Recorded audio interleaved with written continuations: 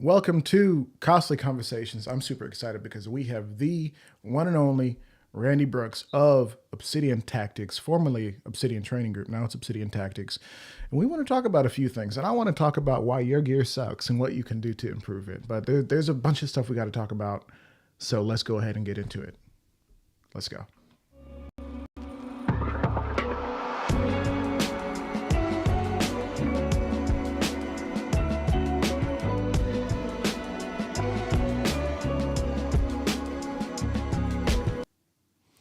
What's going on, man? Good to have you in here.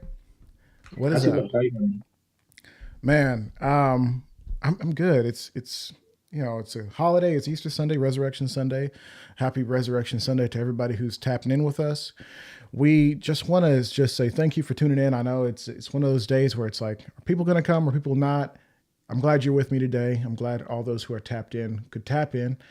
We just want to say thank you for tapping in. And of course, this is Costly Conversations, a conversation, a podcast about Second Amendment stuff contextualized into real life and a bunch of other stuff, whatever I feel like talking about. So, my name is Aaron, and I'm glad to have you guys with us.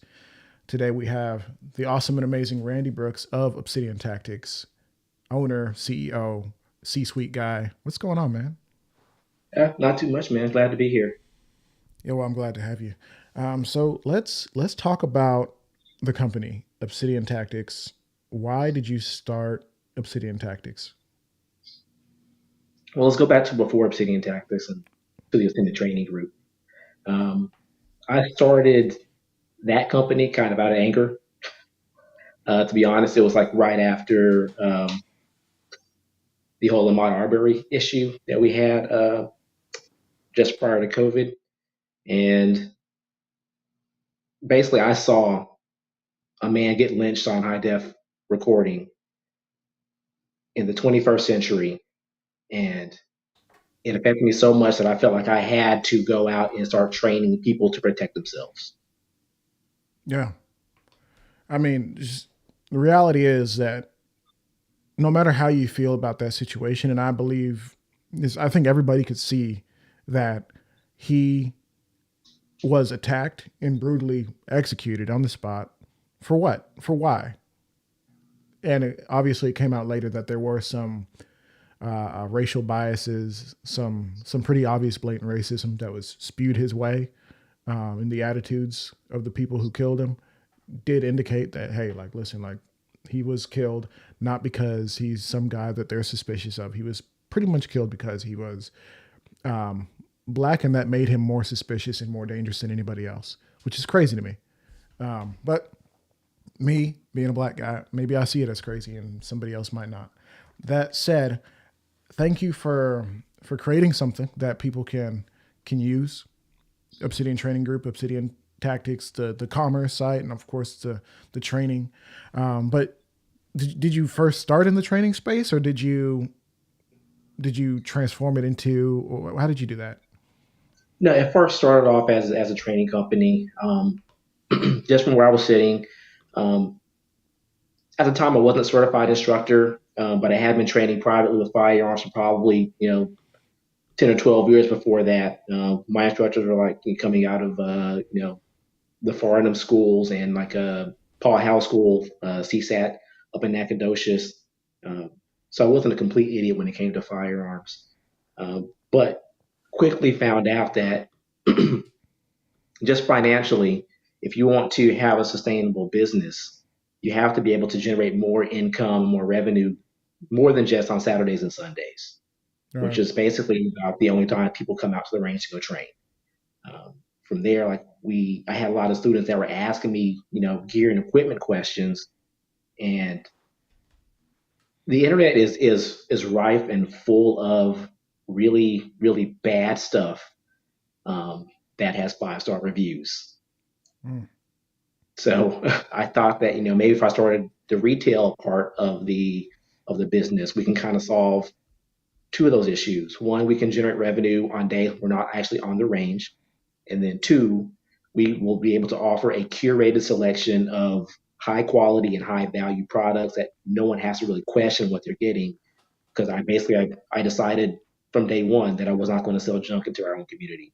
So if there's anything that you get from us, just know it's already been vetted. It's from a high quality brand, well established products, and that you're not going to find some of the, you know, I'm not going to say inexpensive because that's not what I really mean. But I mean what I mean by cheap is that like they're not good products. They may be inexpensive, as in they don't cost you a lot, but if your equipment fails, then the value proposition of it is not very good, even if you did pay a lesser amount for it than if you would have bought something that's more quality to begin with. Because I actually have seen plenty of equipment failures from some of these Amazon products. Slings that pull out of the QD sockets, red dots that die pretty easily. Looking at you, Penty. Uh, Hmm. but we're trying to make it easier for people. Anything you get from us is going to be high quality, and if it doesn't work out for you, we'll stand behind it. Yeah, that's really cool for me because, like you said, like there's a sea of bad products, like genuinely bad products, the things that if you were to take it into a dangerous situation, or really life happens, dangerous situations happen, you never really get to choose your moment of trying to defend yourself, or even just on the range, hanging out, getting practice in, doing some drills. Depending on what you're running, if it fails on you, you can be in a bad situation. So I can most certainly stand behind that sentiment of like you got to stop buying Amazon optics. Like it's the reality of the situation. Stop buying Amazon optics. A lot of the stuff that is on there is really designed for airsoft, where the stakes are low, the consequences are lower. You know, just because you lost your real life milsim airsoft match because your QD broke on okay. But if you're out there in the real world and something bad happens, you don't want to be screwed Yeah, like I that. mean, I consider this stuff to be life saving equipment outside of like the hobby aspect of it. But if you're buying stuff, say, okay, I want to set up my a home defense rifle or set up, my EDC pistol. This is life saving equipment. So this is not the place to really cut a whole bunch of corners on. There are some things that are great values in the space. That doesn't mean you have to go towards the least expensive option because it's available on Amazon Prime 2 day shipping, which is what unfortunately that's how people shop a lot of the time these days. It is 2023 and people want their stuff quick, fast, in a hurry. So if they can get that stuff next day, you know, it makes it a more appealing option, especially if you don't know the difference between option A and option B. So if you don't understand what you're paying the additional money for, there's no value in you spending that extra money. Which is Right. why I spend a lot of time trying to educate, um, customers and clientele that these are the options. I'm trying to have things on the website that are basically that'll hit every budget. Like if you want to spend 12 G's on some EOTech NVGs, we got that. Or if you want to spend 175 bucks on a Hollow Sun Red Dot, we got that too. Yeah. Well, I mean, reality is that people are very much conditioned to want a certain thing. It's just reality of the situation. Specifically, overnight shipping, huge, robust catalogs, and things like that. Amazon's got both of those things. I would say their catalog is less robust than yours is at the moment, in my opinion. But when you go onto, like, say, the old website and you're shopping around, you're like, oh man, where is this? What are those mags that people like to see through? And they're not that good apparently. Like ETS Max, Yeah, do you sell those? I don't. Why I not? can. Um, I've seen issues where through repeated use, uh, feed lips tend to break on them, and also sometimes the seams can split. Um, I'm not gentle with my equipment.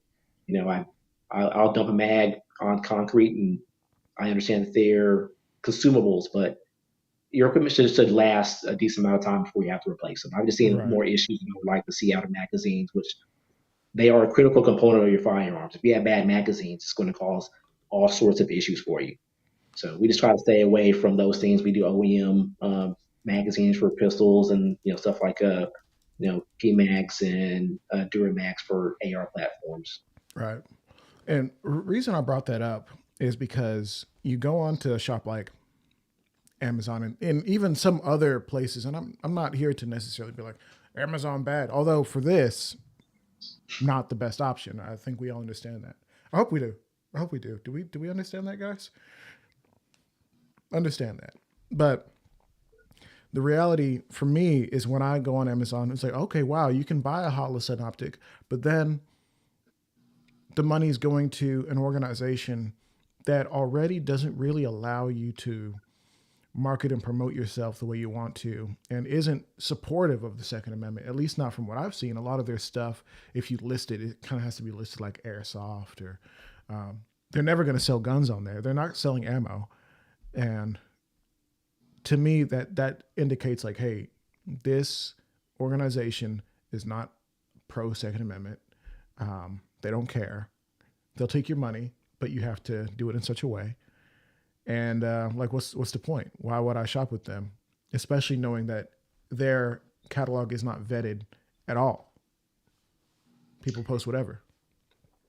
Yeah, this is kind of the issue that we run into the last couple of years. There are a lot of organizations and companies that actually do not support Second Amendment or Second Amendment activities. We we launched a new website because Shopify basically stopped our payment accounts all of a sudden right after the Uvalde issue happened. Um, so I think there's probably some pressure there internally or externally, kind of start pushing those people off their platforms, and they did. They were successful in doing that. So we moved off their platforms. We've had issues with several different like paying for processors. Um, Klarna basically told us to go pound sand from day one. Um, Zip Pay or Quad Pay. Worked with them for about a year. They recently kicked us off their platform.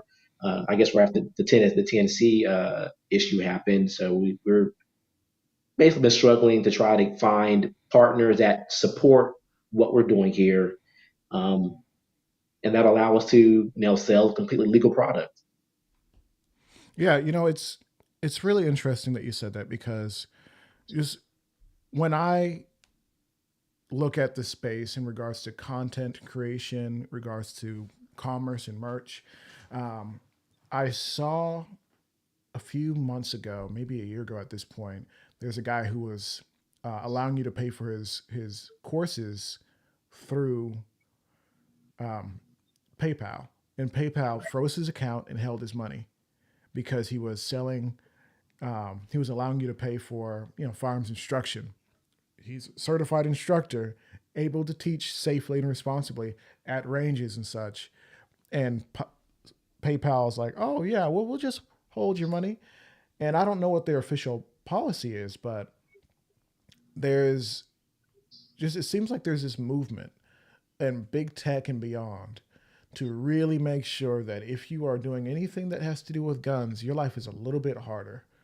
And I'm not sure where it starts or where it ends, but I mean, even even going and it's weird because it's like I don't see 2A as like a right wing issue, but it almost seems like either they're attacking 2A because they feel like it's a right wing thing and they think that they can crack down on that, or or they just are extremely anti gun and that's their thing. Like, what do you think is the case when it comes to that? I think most of these tech companies they are based primarily out of California. Mm-hmm. California politics, it's overwhelmingly liberal. So you kind of have that cultural aspect to the people that are actually in these companies, into organizations that are making these decisions. Um, you know, Firearm ownership is not a huge priority politically for most people that are in those organizations. Um, I don't want to say that it's like a conspiracy, but I feel like where there's smoke, there's fire. I think there are people that are literally pushing their own agendas in organizations that I feel like they should be mostly neutral on this kind of thing. But they're Yeah. private organizations; they can choose to do whatever they want. Um, we kind of have to live with the consequences of that. I just try to be cognizant and aware of who wants my business and who does not want my business. Right. And that's such a weird place to be because we look at history and we say like, okay, you can for most of history you can refuse business to different people for different reasons. Oh, I don't like the way you look. I don't like the way you smell. I don't like that your skin is a certain color. I'm going to refuse your business. And now they can continue to do such things. I mean, just the nature of life in America is you can refuse business for any reason as long as you can say the right thing and get away with it socially and legally. Um, but it's ridiculous. It's like, man, and I'm seeing some of these comments, talking about how there are some processors that are good, and I think we'll talk about those in a second. And people are asking you where the rifle's at. They want to know because I know you developed a rifle. I have the upper, and I've been running it, and I love it. It's We got to talk about that some more. Yeah, Um, okay. and more comments talking about how PayPal scams people even without them being in the gun two-way space, and I think that's correct. But it's almost like we are running into problems by using digital payment processors. And I wonder, I mean, if you live in the online space, there's no way to avoid it, unless you want to go like straight cryptocurrency, route. But is there is there a good solution, or are we just kind of stuck using the guys who would like to let us use them? And are their rates even good? Like, are you paying extra because you want to go into work with payment processors and website builders that are not going to pull your site down because you sell a magazine that's made for a gun? Well, yeah, we've had good luck with Authorized.net as our payment gateway. We went to a firearm specific um, merchant account through Fortis, so we shouldn't have any issues there. We moved over to a big commerce platform. There are plenty of firearm related sites that are on their platform. It is allowed. You can sell actual FFL firearms on their platform, so we're good there. Just when we first started out, just kind of as a learning curve, there's a learning process. Um, I didn't do enough research on the front end. Um, I figured I wasn't doing anything nefarious. Everything that we're selling was legal. Um, didn't expect to run into any issues, but a lot of these uh, policies they change midstream.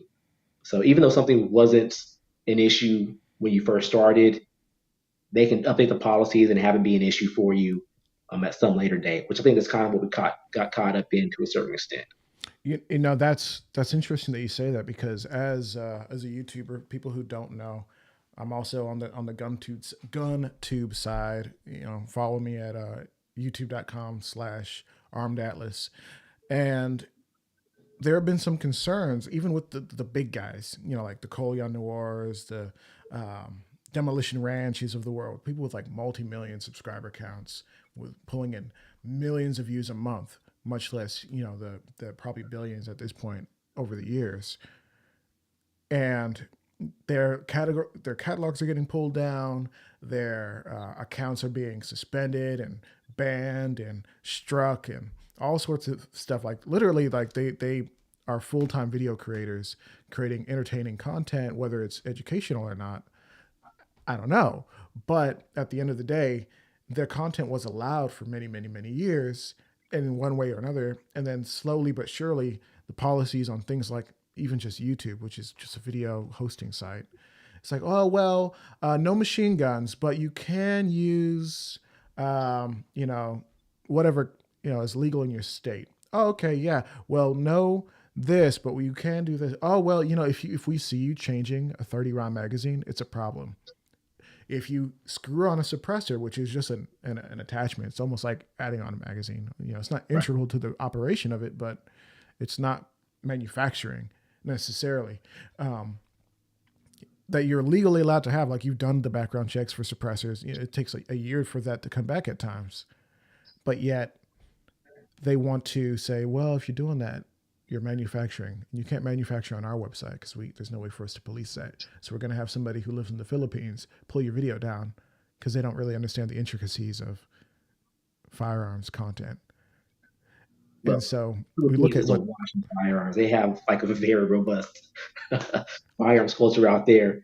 But still, I hear where you're coming from, uh, and I think that part of me says that they're trying to manage bad content. 'Cause, I mean, there's obviously going to be somebody that's going to be out there that's going to be showing you how to make bombs and uh, yeah, I mean, there's a lot of wild stuff out there, but why am I still seeing the wild stuff and people that are respectable in the space are being pulled? That's just crazy to me.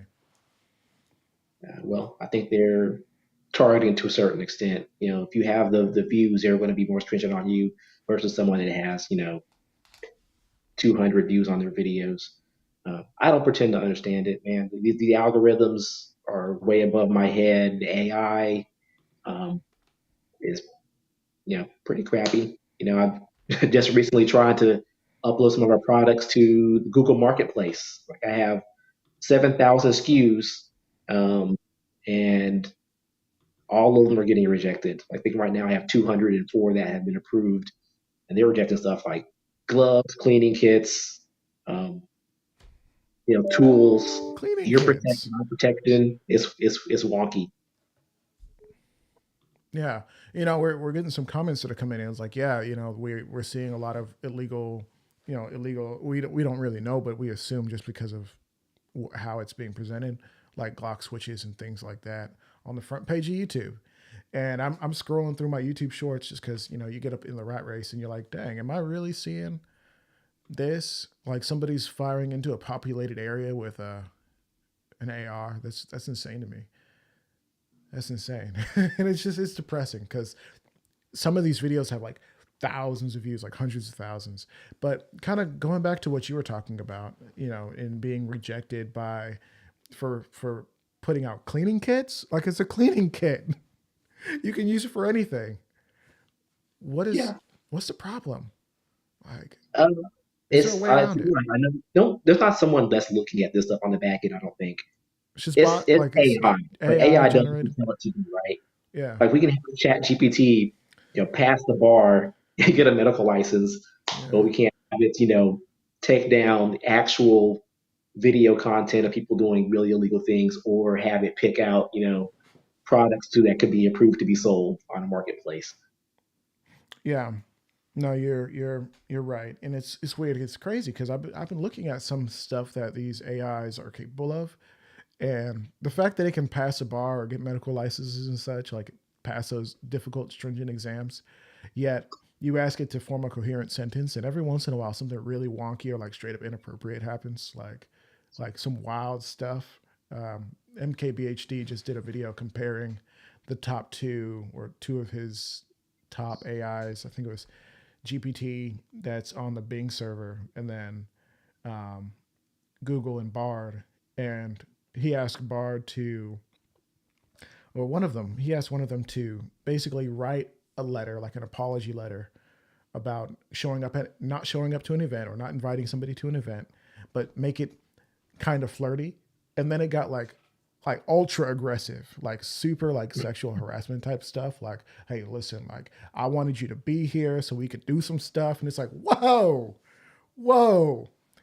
Pump the This brakes, thing is, AI. I'm gonna need you to calm down, go take a shower, AI. Like, what's happening here? So that this AI is getting out of control. I know we didn't come on here to talk about AI.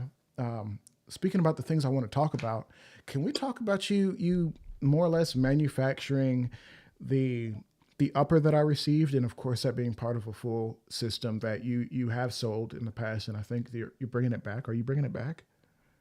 Okay, well, this whole project at Lao started off as kind of sometimes I do stuff just to see if we can pull it off.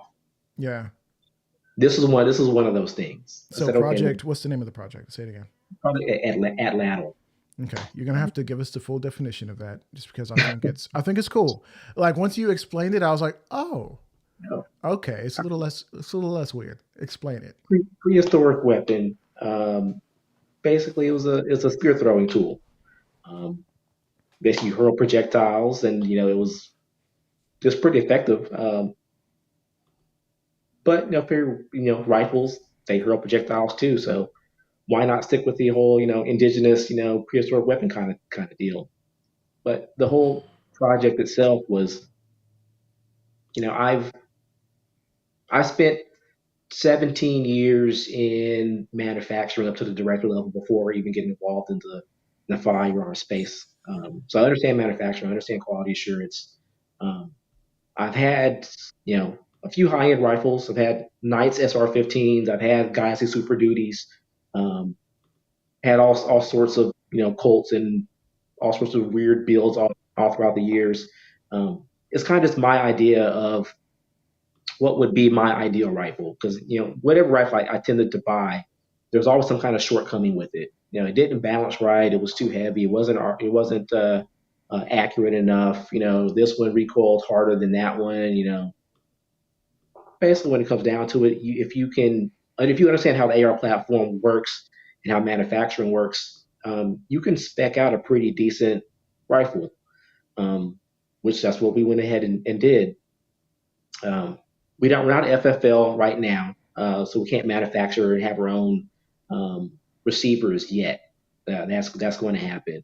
But the rifles that we built, basically, we took some Colt 6920s, ripped them apart. We had an OEM partner manufacture some barrels for us at our specifications. So it was 416R stainless steel, 1 and 8 twist, 223 wild, 13 7-inch with a target crown, and had them ported to our specification, had them marked with our logo.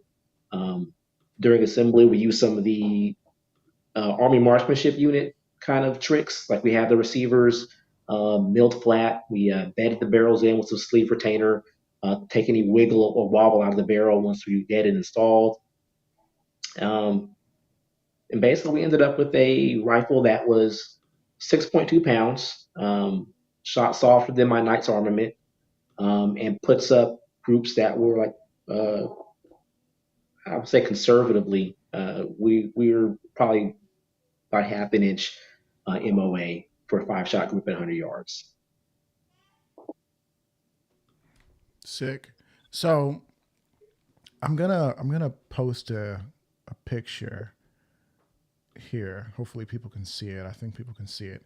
For those who are interested in what the heck is an atlatl, if you don't want to go Google it, I went ahead and put it on here. And for the listening audience, you're gonna have to Google it or go to the live show and subscribe to the podcast channel because this is how we grow and make sure that we can continue doing this kind of thing. But the atlatl, it's like a wooden device that literally is used to chuck spears, like a slingshot for a spear. It's crazy. Incredible. So that's cool. And I've not shot the full gun, obviously. Well, not obviously. I'm just saying that, but I have shot using the upper. I purchased the upper from you, and it is really good. Like I compared it to the Colt 6960, and it's much more nicely tuned out the box, and that is a nice thing. It looks cooler, first of all. And I'm not saying anything bad about the Colt. I think the Colt looks cool enough. But And just that out the multicam black box. grip though. Come on. Huh? No Was it? multicam black on the Colt though. No, I mean there's no multicam black on the Colt, and reality is you can do a Cerakote job and you can not do a Cerakote job. Just um, that stuff makes things more expensive. Just reality.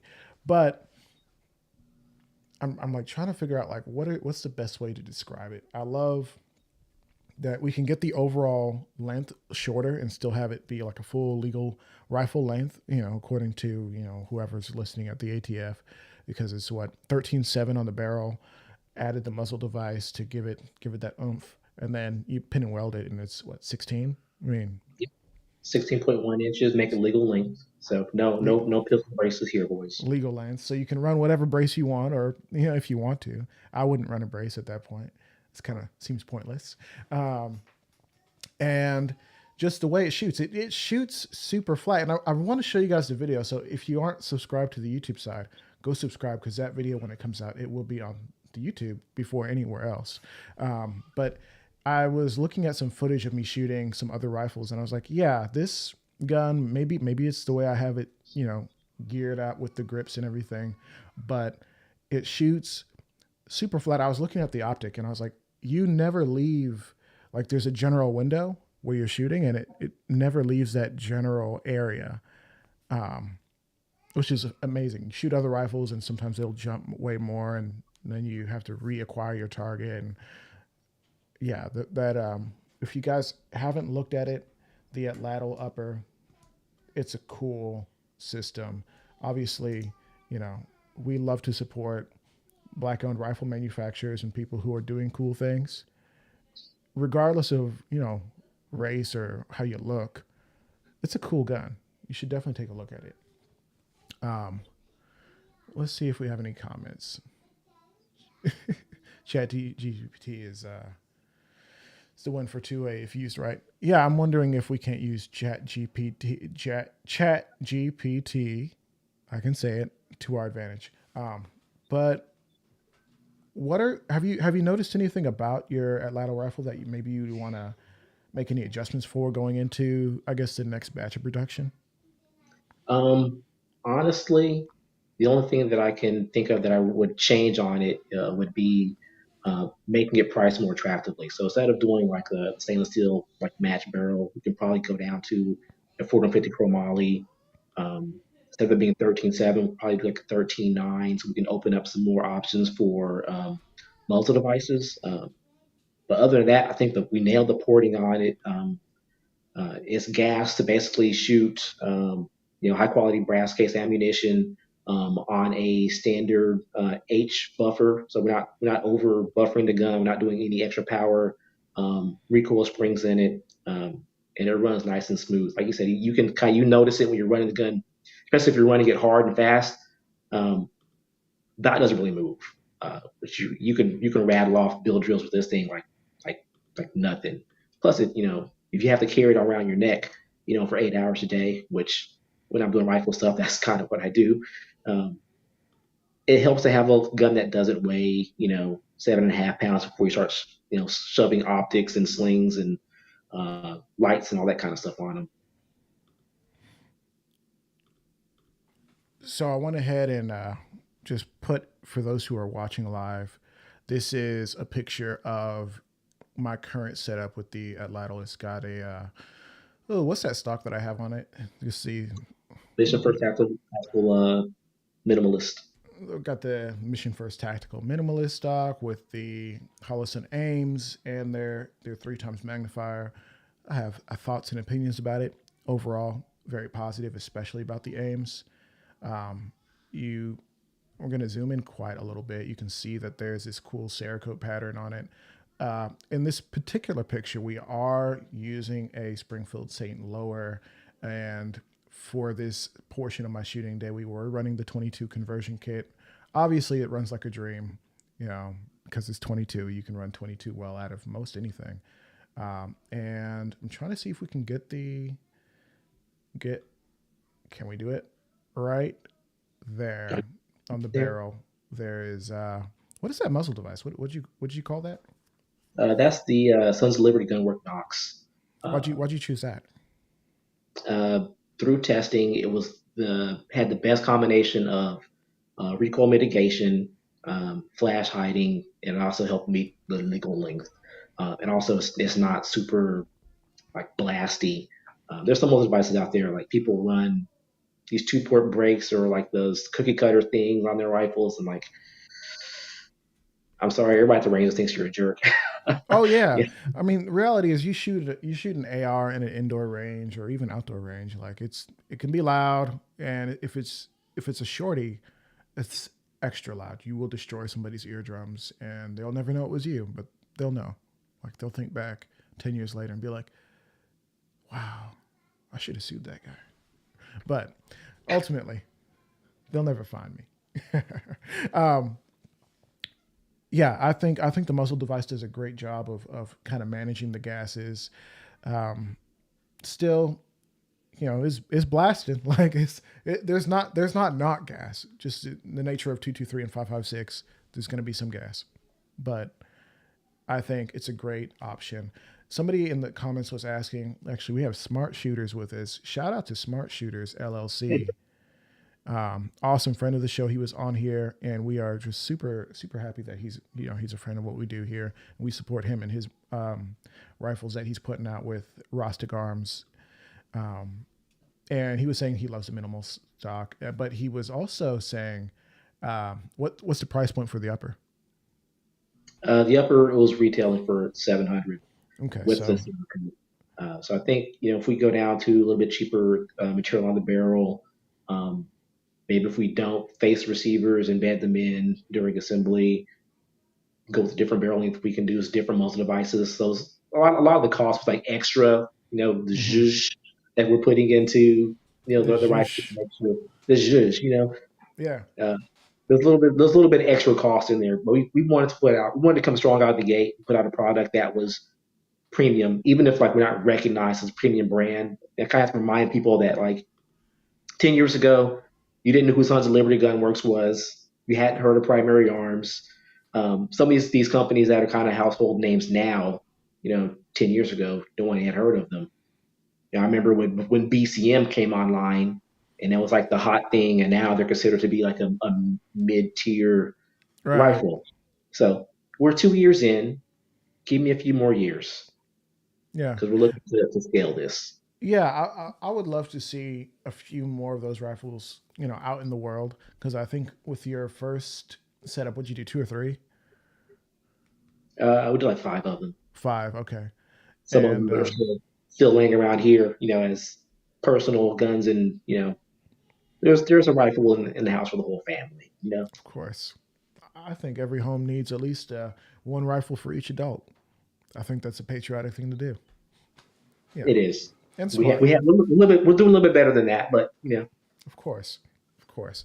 Well, that said, I think if once people kind of see what you have going on, and for me, kind of finishing at least with the upper build. Yes, it's not the full rifle, but the upper is the most important part of a gun, even though the lower is the part that's stamped with your serial number. I don't understand that, yeah. but whatever. I think the upper and lower. People say that the upper is the most important part. I agree with that, but also the lower can be a very important component as well because basically you have to balance how the upper receiver is cast with how it's buffered on the lower receiver. That's right. So we on the complete rifles we used A5 receiver extensions on that, which gives a little bit more travel. You're not going to feel the buffer slam the back receiver extension at all on these. And they're very smooth shooting. And when we get together, I'll bring a complete gun for you to shoot Okay. kind of side by side with your We'll buffer with compare it. the We'll do each, it in each slow buffer. mo and see how they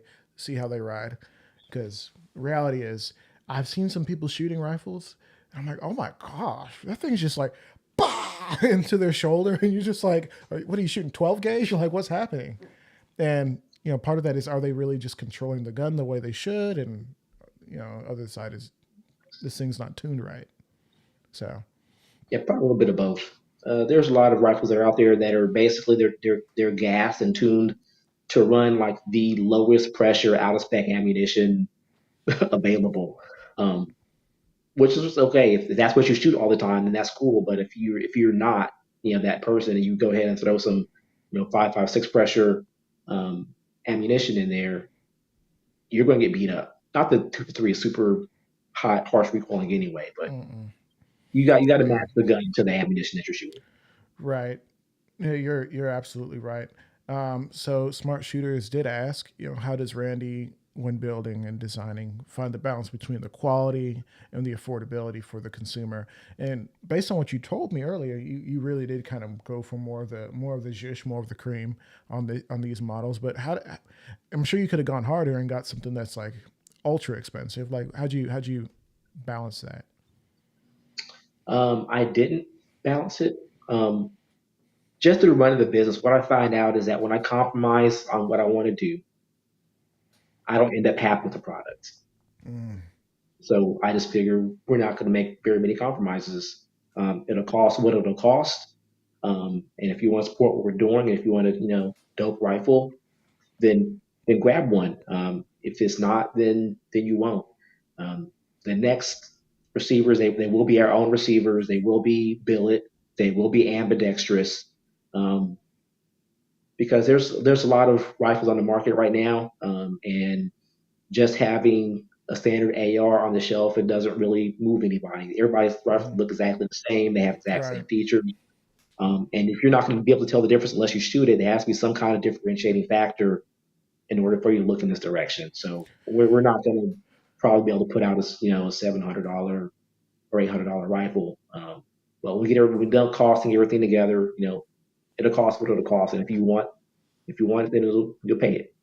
Yeah, I mean, this is the reality of the situation. Is guys, there's two types of rifle buyers in my mind, and maybe there's a few more. Those who are they don't really understand anything about rifles. Like nothing. They just know that they should probably get an AR or some sort of rifle, and they might buy a Mini 14. They might buy an AR-15. Depending on what they're talked into. They might buy a 4-inch AR pistol just because someone said, "Hey, this is real small, good for the house." And then they might buy a 20-inch AR just because someone said it's the best thing that you could buy, and they have to be educated. But when it comes down to it, they're not necessarily interested in paying much more than the lowest MSRP, and they'll end up with some Diamondback or the lowest priced. Who makes it? What is that? That name? UTI, Yeah, though they probably like some of the cheaper stuff on the market, which I see break a lot. Bear Creek rifle classes don't. They once start running them hard, start having issues. PSA to a certain extent. This is where like being an instructor kind of comes into play. Like I see a lot of guns. I see a lot of rounds fired. I see trends. Not to say like the manufacturers they're intentionally putting out a bad product, but there are some things that you can't cut corners on. And when you do, yeah. it becomes apparent. Most people they never run their equipment hard enough to find out those failure points. I had one guy tell me like, he had bought a rifle and said he had 1,500 rounds through it. I was like, cool. So you've had it for like a month or two? And he's like, no, I've had it for 5 years. 5 years, 1,500 rounds. 5 years, golly. So, but the funny thing is, you go to Reddit, and some of those guys are the ones who have an opinion on what gun you should buy. Yeah. Oh, absolutely. That's probably the best and worst thing about the internet is that it democratizes everyone's ability to speak and put out a message, but it also Right. everybody has the ability to speak and put out a message. Whether that Right. message is well vetted, good quality information, or if it's just someone that has surface level knowledge of a topic, um, telling you their experience, no matter how shallow it may be, and also without having any context to compare it towards anything else.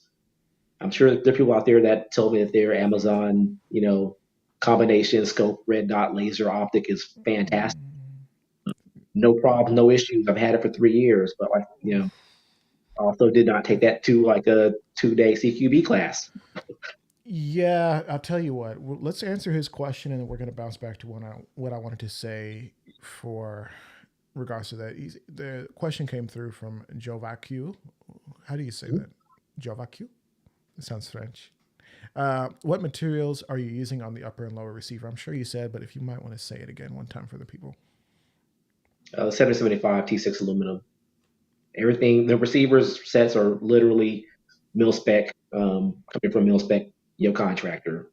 They Mm-hmm. supply DoD with currently with rifles and also foreign military sales. Like our OEMs are basically the same OEMs that most other high quality manufacturers are using. Just Right, we don't have the name recognition for that some of this stuff. Like right, right. And I want to talk about things like upgrading, like oh my gosh, I'm blanking on the term for the bolt release and things like that. But we got guys, and this is a fun thing about the internet. Who I've seen this before. It's like, well, and I'm not saying necessarily anything bad about Olight, although most people will say something bad about Olight, and I think it's for a reason. The track record isn't there. I actually own one of their products that's sent out. I've tested it. It worked okay, but in reality, you pay a few bucks more, you can get better value from some of the surefires out there. And Streamlight is so close in regards to comparable price. So you may look at Streamlight before you buy a bunch of Olights just because you think it's a good deal. But it's up to you, friend. But just if you do that, if you buy stuff, and then here's what I was trying to say. There's people out there who buy things, have it on guns, and say, well, I'm not running it hard. I'm not taking it out the house. Thank you, Kiwi Dog Streamlight. It literally just sits in my safe, and I'm never going to use it for anything. I'm not. It's not my job. Isn't to kick in doors and go fight bad guys and such. So what do I care if this light's really not rated for being bumped and bruised all day and all night? You know, my neck, my Hey, back. I think that's okay. Like if you understand that, like, hey, this is not a tool, this is a toy. In that Hmm. case, put whatever the hell you want on the gun. Like it doesn't matter.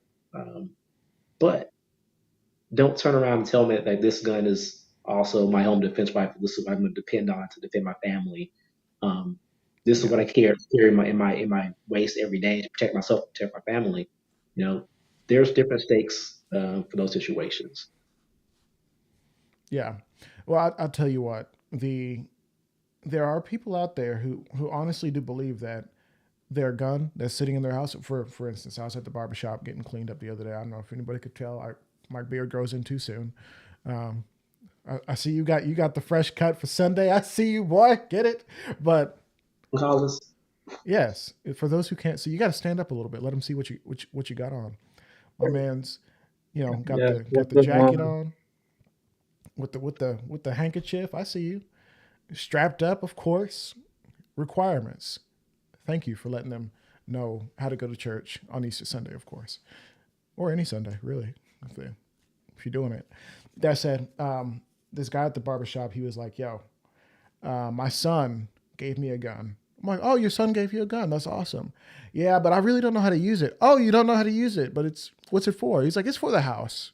It's just for in case I have to. But I don't carry it because I don't plan on getting in any situations. And if somebody is out there and they want to fight, I don't want to fight, and I think a gun will kind of lead to that." I'm like, "Oh, okay, so you have no self control, and your mindset is wrong." And that's where I'm like, "Yo, we have got to do a better job, black dude. We have got to do a better job of educating our black communities, especially, and anybody who carries a gun, period, but especially our black communities, to know, like, hey, listen, everything that you've been told about guns is probably a lie. Let's start from zero. Guns are a defensive tool. Guns protect your freedoms. If you think that the whatever party you're voting for cares about all that, they don't.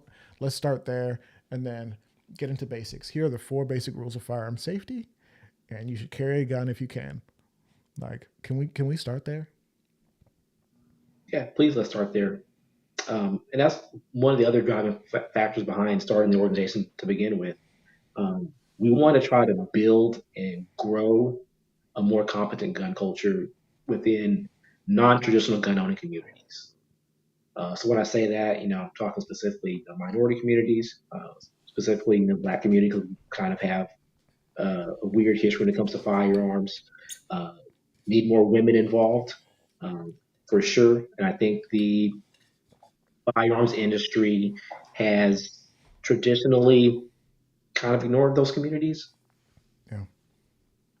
I mean, Walther did just drop a gun and designated the PDP-F for, I'm guessing, female or something like that. I mean, what does F mean if you're marketing your gun to women? Um, so that's cool, I think. Yeah, I mean, I got hands on with it. Talked to the Walther rep at the NRA show. Like, I think it's a great little What's pistol. that, Vince? Good job that they didn't just make it pink like a Like most, have or one or Tiffany have blue. them Yeah, pink or Tiffany blue, baby blue. shrink it or Um, pink it. make it as small as possible because women like cute little guns. Apparently that's what women have said, is they enjoy shooting little guns. And it's weird because every lady that I've met, when you're having the opportunity to shoot a smaller gun, opts for the bigger gun. Like, we did a mini training yesterday, and I'll tell you more about that offline. Who I handed her a Glock 19, 365 XL, Glock 17, um, IWI something, and I think so, and a 365. And she was like, "Let me get the 43X because it's got more grip on it." And she just enjoyed it a lot more. And so I was like, "Okay, well, the barrel length on, I guess, on the 43X is enough for her." She didn't enjoy the 19 because the grip is too fat and her hands are a little dainty. So understanding, like, okay, well, women do want, when I say women's, people who with smaller frames and smaller hands, a lot of ladies are in that category. They want a gun that's a little smaller, but not so small that they literally feel every ounce of kinetic energy flowing through the gun and into their nervous system, if that makes sense. No, it makes sense. It's physics are undefeated. Right. So there's that. And so um, kind of going back into it, understanding what the purpose of Obsidian Tactics when it was Obsidian Training Group. And I don't know if you still use that designation, Obsidian Training Group, for your training company, or did you switch it? No, everything's been changed over to Obsidian Tactics. Okay. I think that was probably timely. 'Cause I said I started the company out of anger, basically me Yeah. being pissed off. Was like, we're not going to take this issue no more. Mm. I think I've turned a corner over the past year plus, where I'm not that angry anymore about that particular situation. I learned to balance that issue in my mind. I'm still upset about it, but I'm not like angry.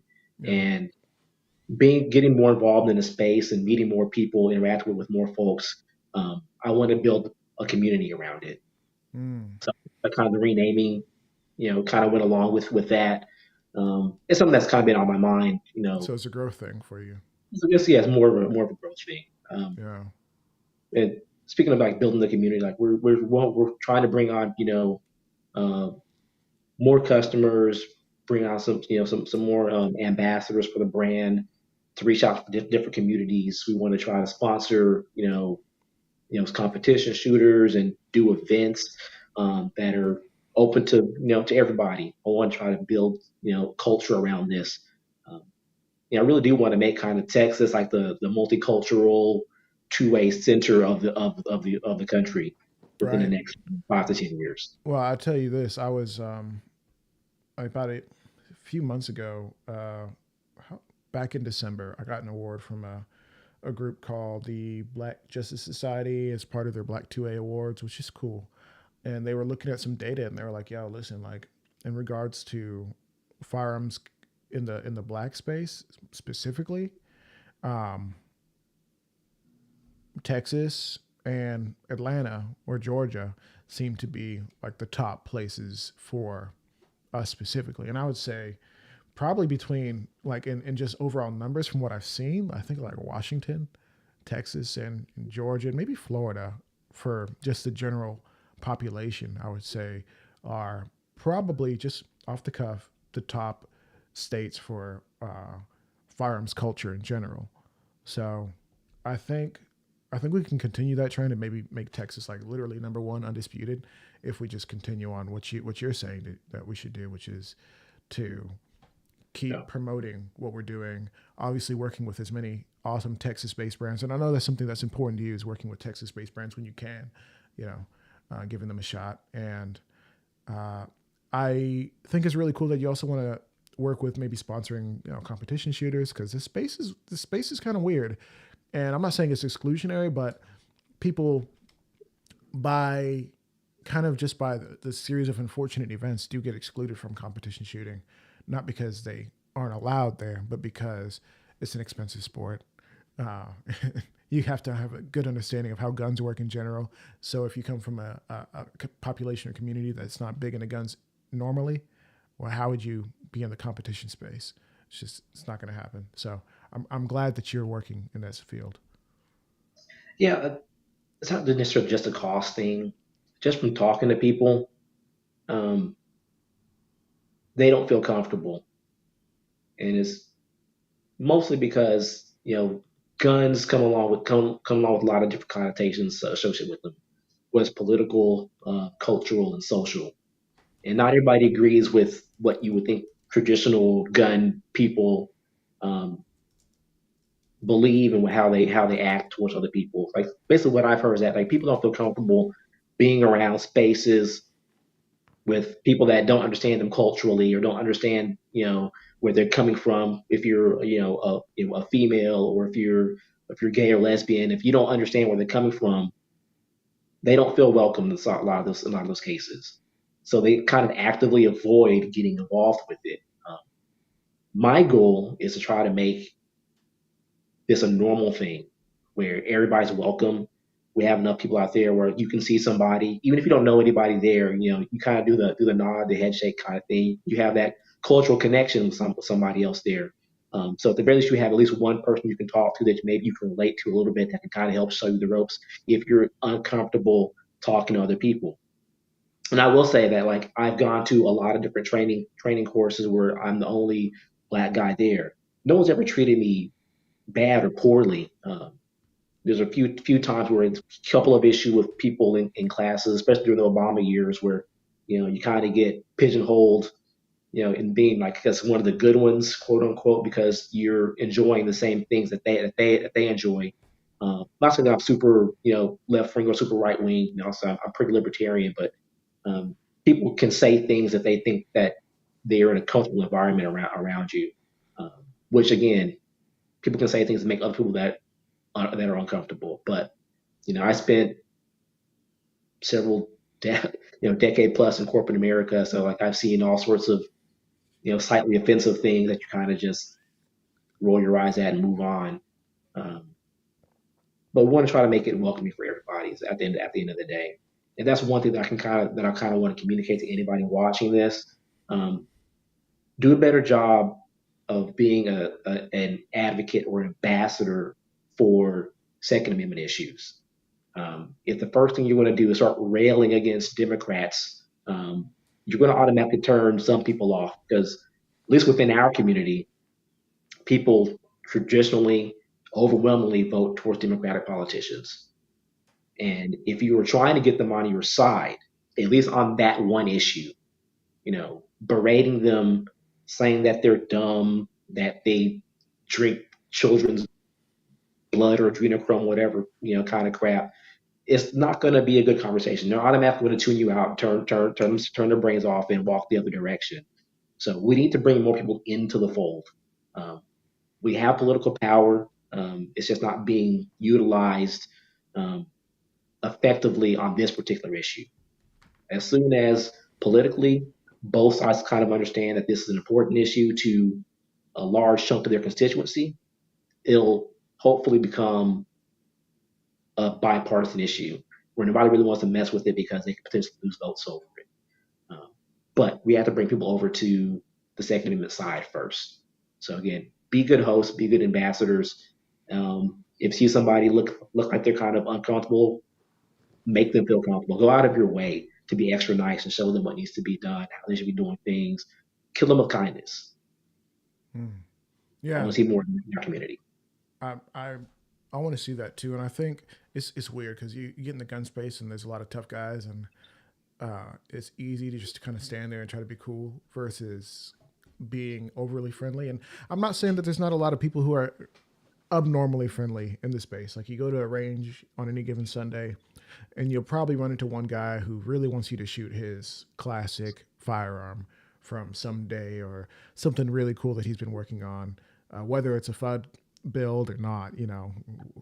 But reality is there's a lot of really welcoming people, but I think we need to ensure that we, especially those who are not of the traditional background, as in black women and etc., whatever it is you call yourself, consider yourself, we got to also be a great example and great ambassadors for it as well. Just because it's like there's not that many of us out there, like really.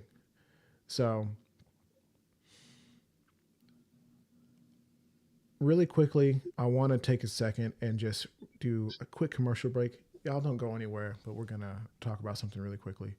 So, if you have been watching this show for a long time, or this is your first episode, make sure you're subscribed. There ain't no reason not to be subscribed. It's free right now. It's free anyways. So subscribe right now. But also, before you go anywhere, if you are in the YouTube side or even on the podcast side, pinned comment or number one thing on the show notes should be a link over to Obsidian Tactics. It is an affiliate link, so a portion of whatever you buy does get sent back to the show to support it so that we can buy better lights, afford the streaming software, and things like that.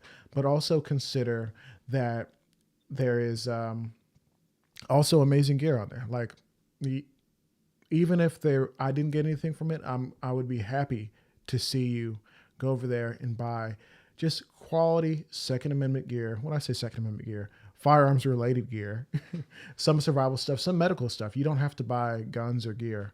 You can just buy medical kits. You can buy really anything. I think right now, something that I really do want to promote and let people know about is the snap caps. I think it's fantastic that snap caps are available, especially if you're out there with new shooters. You should probably be using snap caps, especially when running drills where you load a round and then load a snap cap, then load maybe another 2 rounds and then load a snap cap, so they can kind of understand that they're anticipating and that's why their bullets are literally hitting the ground, things like that. So head over to the links, grab something, whether it's big or small, whether it's $5 or $10. Support Randy and Obsidian Tactics, not because this is a charity. It's not. It's a business.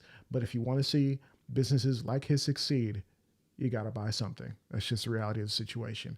And of course, because we care about you, Code Armed Atlas gets you free shipping. So please consider it. And back to the show. Man, Randy.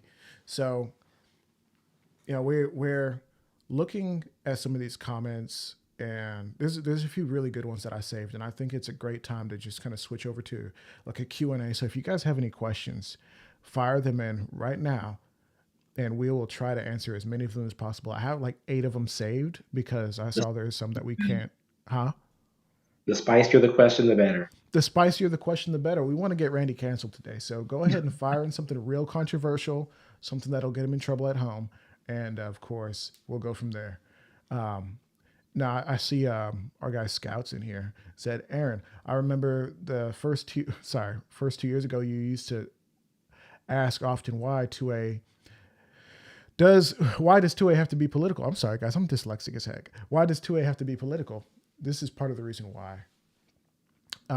Yes. So based on what you were saying earlier, if I'm remembering correctly, you walking into certain classes and instructors stuff. I remember going into my second licensed to carry course here in the great state of Texas, and we started talking about Democrats. It's a room full of there was only black students in the classroom, and black people are generally known to be Democrats. And he started talking about how the Democrats are doing this to our gun rights. I'm just like, yo, why are you making assumptions just because we're here that we're different or whatever? And I'm not saying that you need to pigeonhole every black person you see as anti-gun and Democrat. It is wrong, but to assume that everybody in the classroom is going to be okay with you attacking something that they identify as potentially is completely insensitive, to say the least. What are you thinking? What are your No, I thoughts? agree 100% with you. And that's one of the things that we have to get away from. Tiffany and Akil from Citizen Safety Academy, they had a presentation a few years ago where they basically, I think they were at TACCon, they were basically explaining to a room full of predominantly white, predominantly male firearms instructors and telling them that basically you can't treat everybody the same. You have to have some sort of cultural sensitivity um, about where they're coming from, and that if you can't keep your politics to yourself within the context of a firearms training class, then maybe you should reevaluate. What you're really there to do. Are you there to Mm, teach people how to shoot, or are you there to try to proselytize to them and try to bring them over to your side? And if you are trying to bring them over to your side, how are you going about doing that? mm, You have to be a better salesperson. Like you can't, if you're going to try to sell me a car, you can't, you know, sell it to me by telling me like how bad of a driver that I yeah. Well, I will. You know, I wonder this, and maybe this is just making general statements in order to kind of kick some hornets' nest that isn't here, because I assume most people who are here don't necessarily care. But I think that people who are both right leaning and or 2A enthusiast are generally bad salespeople. Just seems like it to me. They're not extraordinarily creative, and I'm not trying to attack anybody. I'm saying that about myself sometimes too. Like I can struggle. Generally, not the best at explaining the message in such a way that people from all backgrounds just get it. Like, wow, you know what? I heard what you said. I heard what you said about firearms, and I think although I'm not going to buy one for myself, I'm not going to be angry that my neighbor walked out the house with a rifle bag. You know, no, I'm not going to call the police on him, try to SWAT his house, and so on and so forth.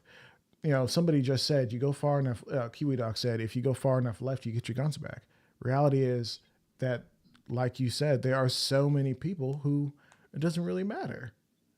They think that firearms are an important part of our not just society, but what they do personally. So, yeah. Yeah, I'll piggyback on that one because there's a contingent of the next generation of firearms owner. You know, I hate to say that I kind of been around for a while. Like I'm not 40 yet, but I feel like I've been in firearms space or involved in firearms for longer than a lot of people. But I'm finding what a lot of people that are like in their early 20s are getting into firearms, but they don't have like the same necessarily like conservative ideology that traditional gun owners might have. Um, so we need to be mindful of that. These people they're going to be growing up and getting more involved and finding better places in their life where they own property, earn more income, have more children. Are we going to allow them to teach their kids the Second Amendment is important, or are we going to turn them off of the of firearms, Second Amendment issues, and shooting sports because we want to kind of be kind of jerks to them? Mm, Find common ground where you can. We don't have to agree on every single thing. yeah. But I think it's important that we get as many people to agree as possible on this issue. No, Just you're because you're absolutely a little bit correct. left of center does not mean that you're automatically against firearms. I know plenty of people that are, pretty liberal that are fantastic firearms owners and good people all around. So I almost this is gonna. I think people will start to assume things about my politics that are just not true. When I ask you this question or just kind of postulate this idea into the world, does something bad have to happen here before we all kind of like get along and say like, hey, we should probably learn how to defend ourselves like as effectively as possible? Maybe guns aren't the enemy. Maybe we should, take care of our fellow man. Maybe I shouldn't be trying to fight on the grounds of like you are interested in these policies and I'm interested in these policies. So you're a bad human and I need to hurt you, or I need to literally call you a libtard, or I need to be almost thankful when a person who is clearly struggling but also making the worst decision they could possibly make goes in and shoots up a school, things like that. Like, why are we and referencing the recent shooting at the Christian school? There seemed like there are people who are less concerned about the children who died and more concerned about some of the language used in describing the person who committed the atrocity. Um, why, like, does something bad need to happen before we figure out that like, hey, like we gotta like team up and come together? Um, Such as, I'm not saying as bad as the Ukraine situation where you literally saw like everybody like putting down their differences and saying like let's go fight the Russians, right? But like, what has to happen? Man, if 2020 and 2021 didn't put this message in front of everybody's eyes that like, hey, we gotta put some of the petty shit aside and start coming together on some of this stuff. I don't know what else has to happen because for me that was kind of a big flashpoint in my mind saying that maybe we should refocus and look at what's more important than just politics. We have been hyper partisan for probably close to 15 or so years now. Like there's I think people they get elected to Congress and into the Senate literally just to own the other side. Um, Mm-hmm. which is not good politics. I was always kind of a policy wonk kind of guy. I'm kind of, I'm obviously a nerd, but I was more interested in policies and how it's going to affect people than just getting cool sound bites to show on the internet. And I know the internet rewards negativity. Talking about the title to this video necessarily. Your gear sucks. I don't think everybody's gear sucks, but like you got to make that title to get the algorithm to pick up on it and put in people's eyes. So I think our culture has started to reward negativity. to a certain extent. And I don't know what we have to do to kind of pull ourselves out of this tailspin. Um, I do know it's probably going to get worse before it probably gets better. Hopefully, we don't have to end up um, in large scale civil unrest where people are, perpetrating violence against each other based upon their politics. That would be pretty bad. But I hope we don't get to that point. Yeah, I You hope so too. Like, because there's going to be certain people who are the winners and losers of said conflicts, and unfortunately, and well, at least in my mind, if you are not properly armed and not just armed, but also equipped to be able to use what you have, and not just guns, but your medical equipment, your gas mask, everything to survive such a thing, and even living far enough away from super populated areas that you do not become the victim of mob violence, which, I'm sorry, AR-15 probably isn't going to save you from a crowd of 50 human beings literally swarming you. Like, you got 30 rounds, bud. Like, maybe they learn after two, but it's, to me, there is only so far your gun can take you, even in such a situation. I'm digressing, but let's go back to something that Burnt Nugget said. He said basically that political identity is a major issue for most Americans, and it allows them to activate their egos and attitudes that are abrasive when they feel attacked. I think we got to find a way. I don't know. We've been talking about this for like 10 minutes, but like we have to find a way to move away from this world where literally your political power is the most powerful thing. Like your ability to like literally say something into a microphone and move people like a mountain into the sea. It's too powerful.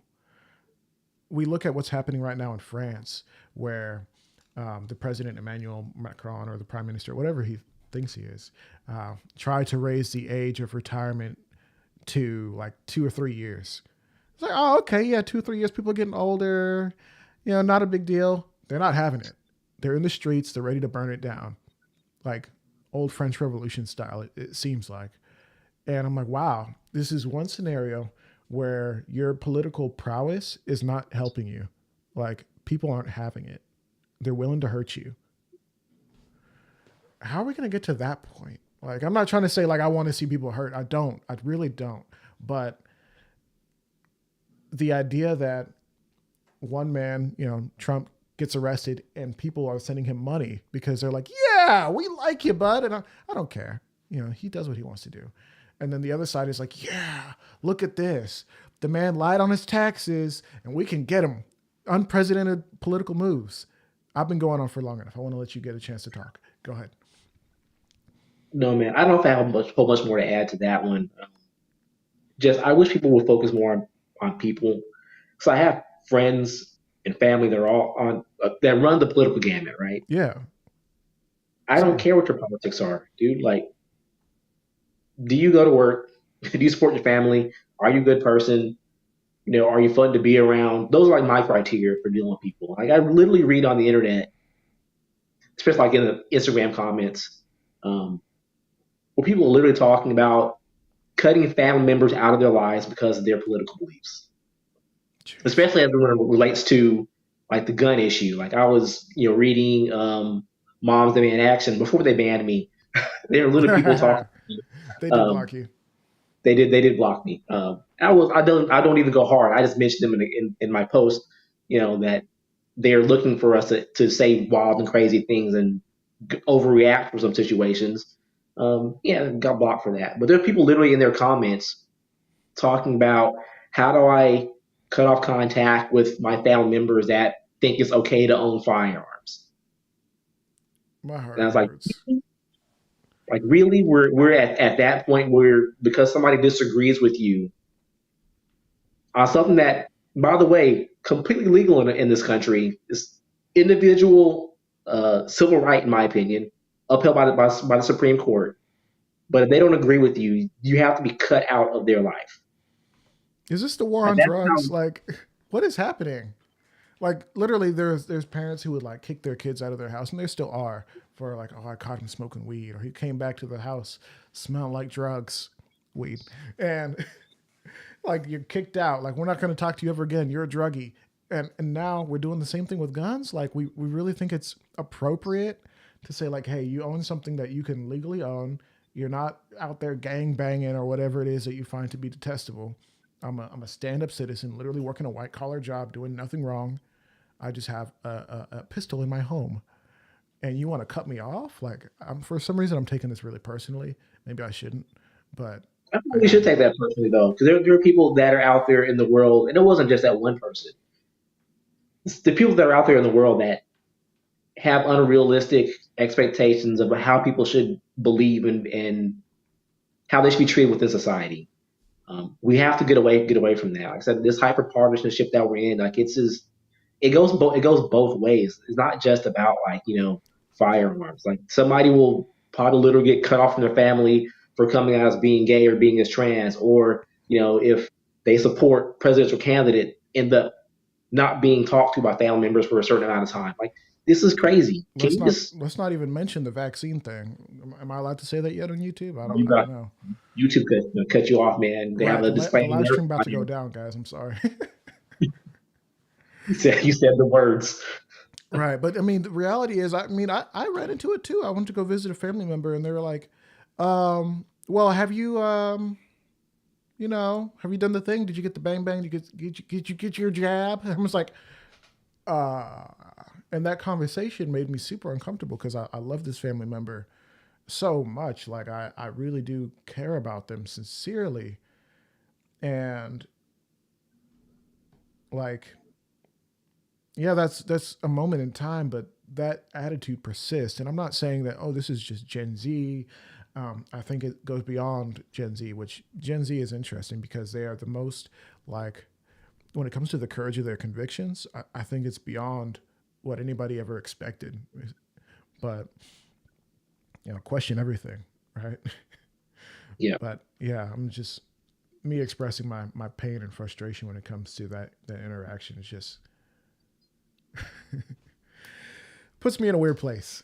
Do you have anything else you wanted to add? Because I see a bunch of questions here, and I've tagged a ton of them. I think there's like 16. We might Let's, kill a let's, few of let's them. hit the question, man. Let's go.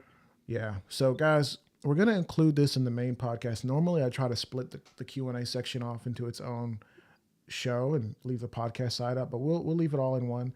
Thank you so much for tuning in this far. If you are not subscribed, you ought to subscribe. If you haven't shared this to your Facebook friends, I'm just gonna assume it's because you're not on Facebook. But like honestly, like let's go ahead and just take a screenshot, let people know where you are, what you're doing, and let people know that you're having a good time. Share it on your Instagram stories. Maybe even take a listen to what we're doing here. Make a post. Let people know that you do care about what we're doing. Let's grow this thing a little bit more. Now, on to the questions. So let me just go over here and say most people in big tech. Kiwi Dog said most people in big tech. Most people at my big tech companies that are into 2A don't talk about it because they are scared that they will get basically get taken to HR and then given the boot, fired, finito, done, gone. That's not a question, but I feel that like you're in an environment that has a certain culture, and if you are into things or you believe something that's outside of that culture, it can be very difficult to bring that stuff up or talk about it because you want to be accepted, you don't want to be ostracized by your coworkers or your family for that matter. Um, I I completely understand it. yeah. So Java Kill was talking about the lowered parts kit that you have in your Obsidian Tactics Atlatl rifle. What lower parts kits are you running? Is it the stock arrow lower parts kit? What are you running in there? Now the arrows are from Smid Tool with Geisley upgrades available. Geisley upgrades for the trigger kit or what? The lower part kit itself comes from Smith Tool. They're pretty well known industry mill Mm-hmm. contractor, literally decades. Tons of companies are getting their lower part kits from them. Like they make for probably most people. But that lower parts kit available with also any Geissele trigger that you want to spec in the gun. Yeah. Well, I personally, because I've been trying to push the gun out and try to see if we can hit that sub MOA like you promised, and I'm realizing I need to do a few things to really kind of hit that. And one thing is getting out of the crappy trigger that I've been running, which isn't the worst trigger if you're doing some closer combat stuff or close quarter battles or whatever. But if you want to hit something really really far away consistently over and over again, I think I will need to go into a more precision trigger, maybe something two stage. What do you recommend if I were to get something other than, let's say, the top of the line Geisley stuff? What are you recommending, or is there something you have Um, in mind? the standard trigger that we're putting into the complete rifles was the Geisley G2S. Um, you can lighten that up to like SSAE kind of light level of lightness by changing out the springs themselves. So I would probably start there. A G2S trigger with the lighter weight trigger spring package. That'll get you a pretty affordable trigger that works fine. I mean, there's at a certain point you're kind of really nitpicking some things. I Sure. think for me, my purposes, like the G2S has been my standard trigger. I put them in it, like literally everything. Sure, I could put a lighter trigger in there, but for the work that I do like a lot of defensive type of shooting. I think anything, at least for me, someone else might feel differently. I think anything lighter than probably like a 4.5, 5 pound two stage trigger um, can be kind of dicey in like some low percentage shooting situations. But Well, you know, I'll explain that for people who are maybe a little newer. We're talking about triggers that are really nice, rather expensive, and reality is that I've been here where you're tired after a long day of shooting, or maybe you're just tired after a long day of dealing with your kids, and you're training, you're out on the range, and you misinterpret how much weight is required to actually pull your trigger as you're pulling it on in prep, or you just tap your finger on there. And if it's a 2 pound trigger, you can break that easily. Easily. I broke in a 4.5 pound trigger or a 5 pound trigger, not really anticipating how much weight is necessary. Maybe that's a knock against me and my proficiencies. Okay, I'm sorry. But we've all been there. If you're sitting on the wall of a two stage trigger, that's only like 2.5 pounds.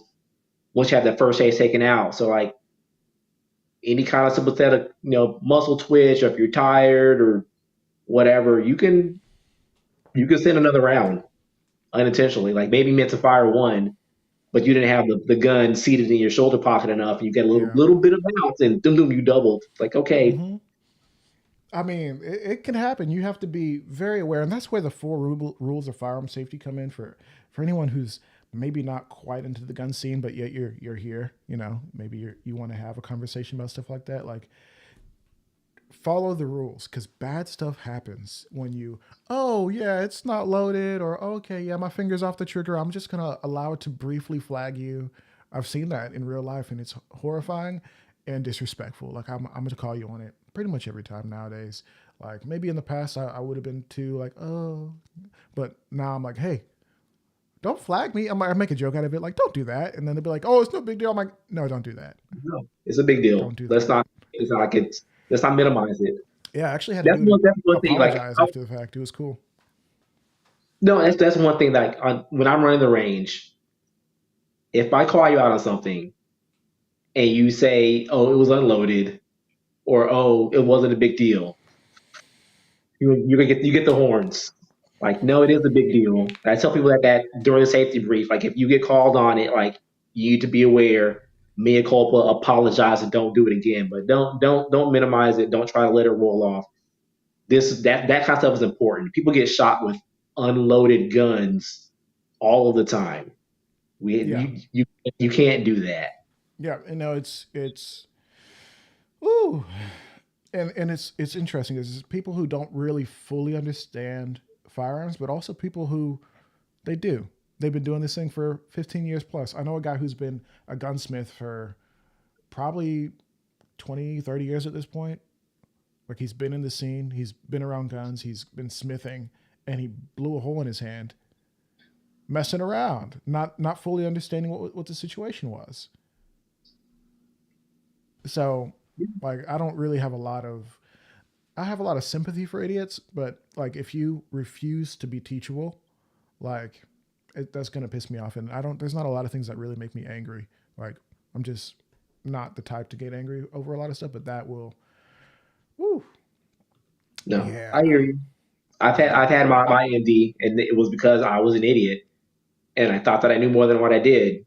Um, Hmm. Turns out shooting holes in your apartment wall is not great for your neighbors. But that sent me down a path towards getting myself corrected. So Yeah. if that hadn't happened, I might not be here today. So You really hope that people can make the mistake so you don't have to, but some people honestly they do have to learn the hard way, and I'm really hoping that you don't like shoot your children in the foot trying to learn the hard way.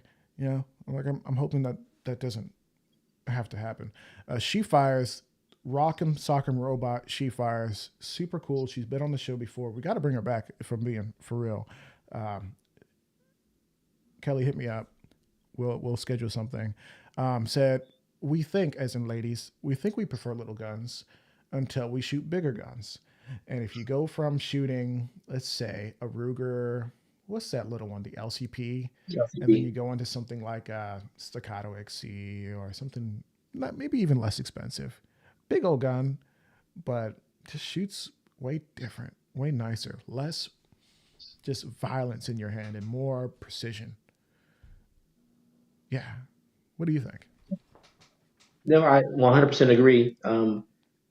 The only reason why I have compact pistols is because I need to carry them. Um, Mm-hmm. there's always a compromise you have to make if you want to have a concealable pistol. Uh, I realize that some people that are out there carrying around like a Glock 34 with the X300 and a red dot I know with a a guy. you I can do know a that. guy. You know, I know several of those guys. And I have over the years gone from um, subcompacts to compacts to full size.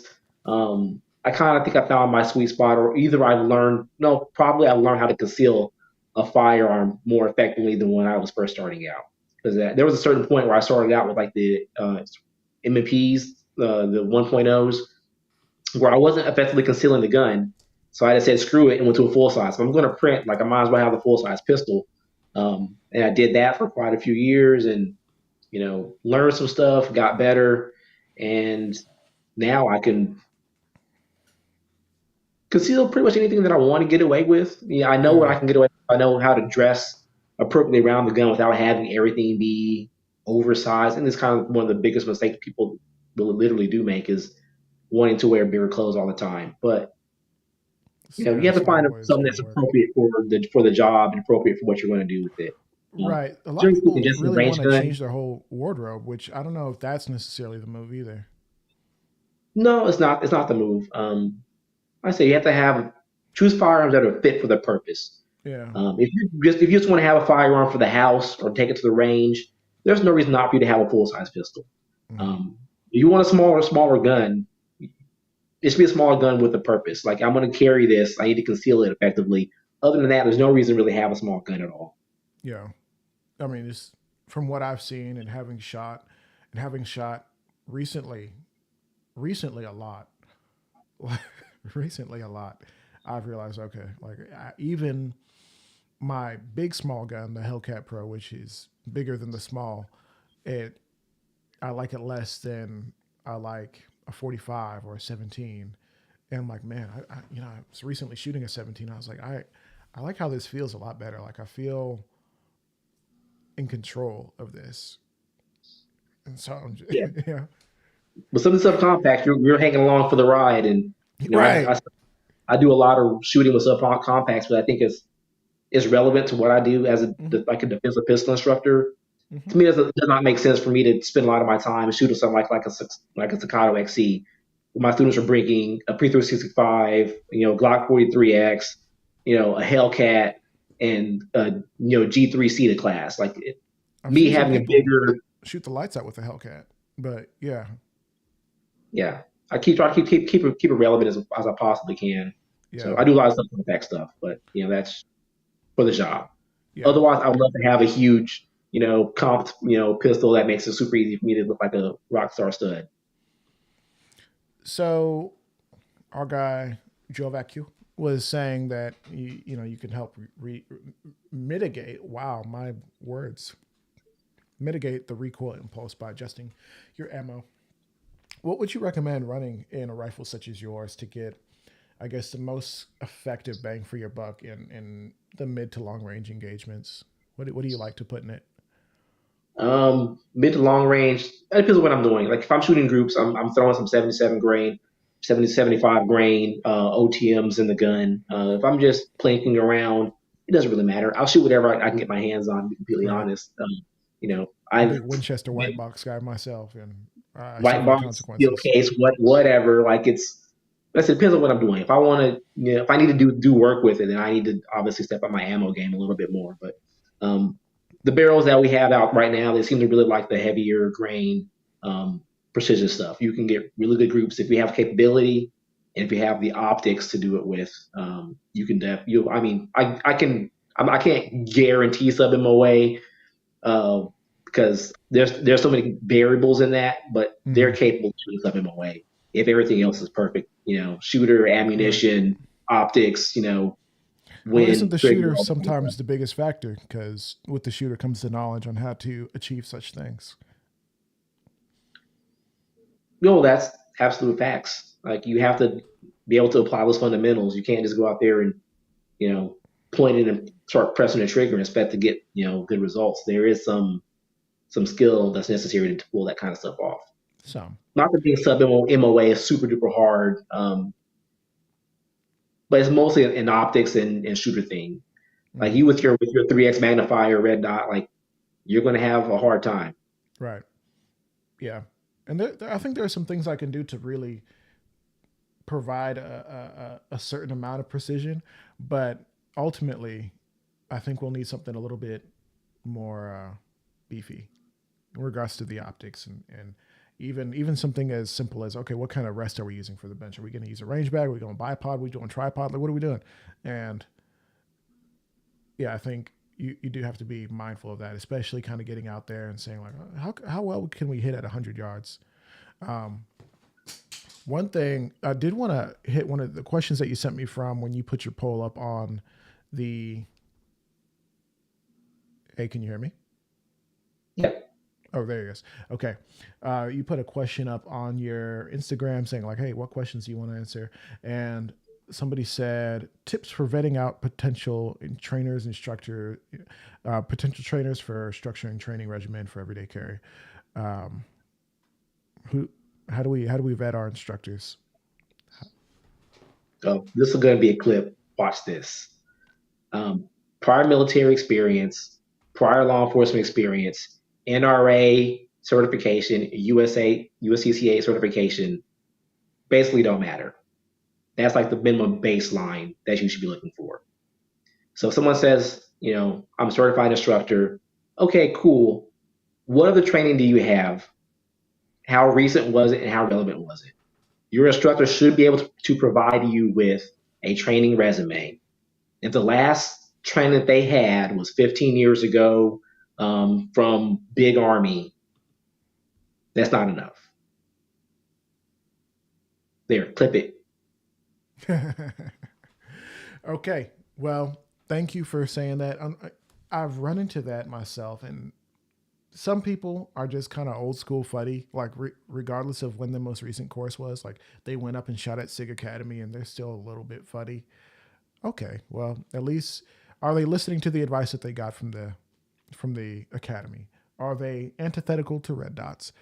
I and I know this isn't the bones of what you just said, but the amount of guys who have been shooting for a while who are like, "Oh, red dots is technology, and you shouldn't shoot red dots. It can fail on you." The amount of guys who do that, it's surprising. How do you personally feel about red dots? And Um, I suppose like not red dots per se, but like the resistance to moving forward in firearms technology. it's because red dot on pistols magnify that you suck. That's why people don't like them. You'll pick up a red dot and it's going to be moving all the way around. You'll shoot it, the dot will come out of the window. You'll lose a dot. Basically, it's going to magnify any deficiencies that you have in fundamentals. So people that pick that up, if they're not solid in those areas, they don't like them, and they don't want to put in the work to get good with them.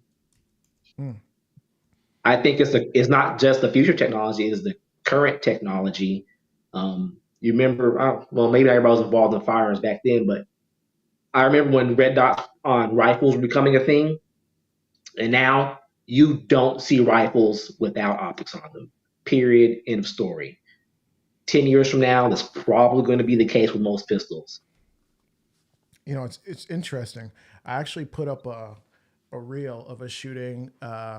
This is on I think both Instagram and the YouTube short side of a shooting. It was a Daniel Defense, I think one of the DDM4 types, and we were shooting it with iron sights, which is a kind of a foreign experience for me, just because you hardly ever run into rifles that only have real iron sights, not the flip up, but like some solid iron sights. And I could use them, but I was not quite as proficient with them, and it was kind of an uncomfortable experience. So I do recommend trying if you can to, you know, try to understand the platform and that specific setup. But like you said, I well, more back to my original thought.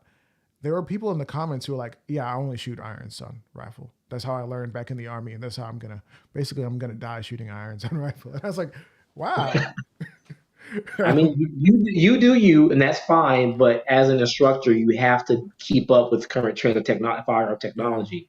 Now, imagine if you were an instructor, but you only shot single action pistols and not single action like 1911, but like single action like revolvers. like revolvers. You only Wow. shot like bolt action or lever guns. It wouldn't make any sense because you're kind of being an intentional luddite at that point. You Yeah. have to keep up, no matter what your personal preference might be, but you have to be able to teach your students the current techniques and current technology.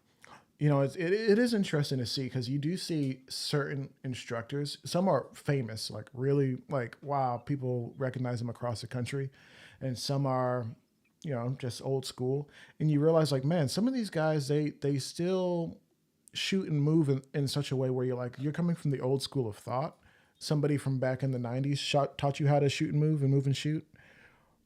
What at what point do you?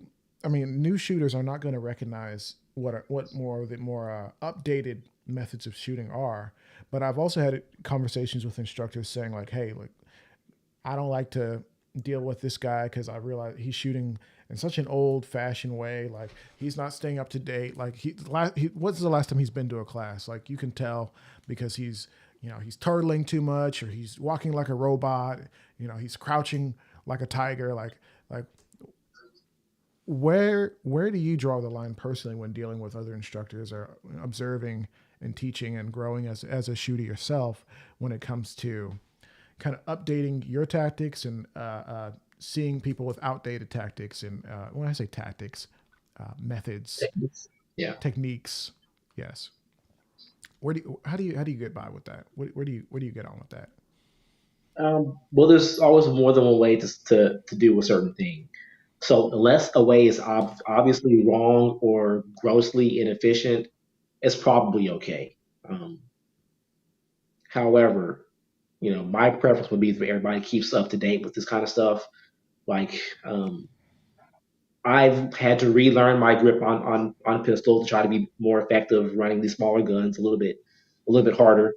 I thought I could kind of ran into a little bit of a wall, so I have to update how I do something. Further to that, aiming schemes.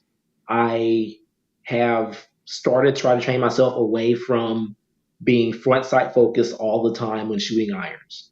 I know this kind of sounds counterintuitive because kind of what everybody is taught. But if you want to try to learn how to run the gun faster, you have to see faster. You have to train your vision to accept a sight picture that is good enough and not have to be perfect all the time. So kind of teaching yourself to unlearn some of the stuff that you've been taught early on that were kind of the gospel, always, the equal height, equal light, hard front sight focus kind of shooting. If you learn that way, it's kind of hard to let some of that stuff go. Right. However, I think it's kind of necessary if you are trying to achieve higher levels of performance. Yeah.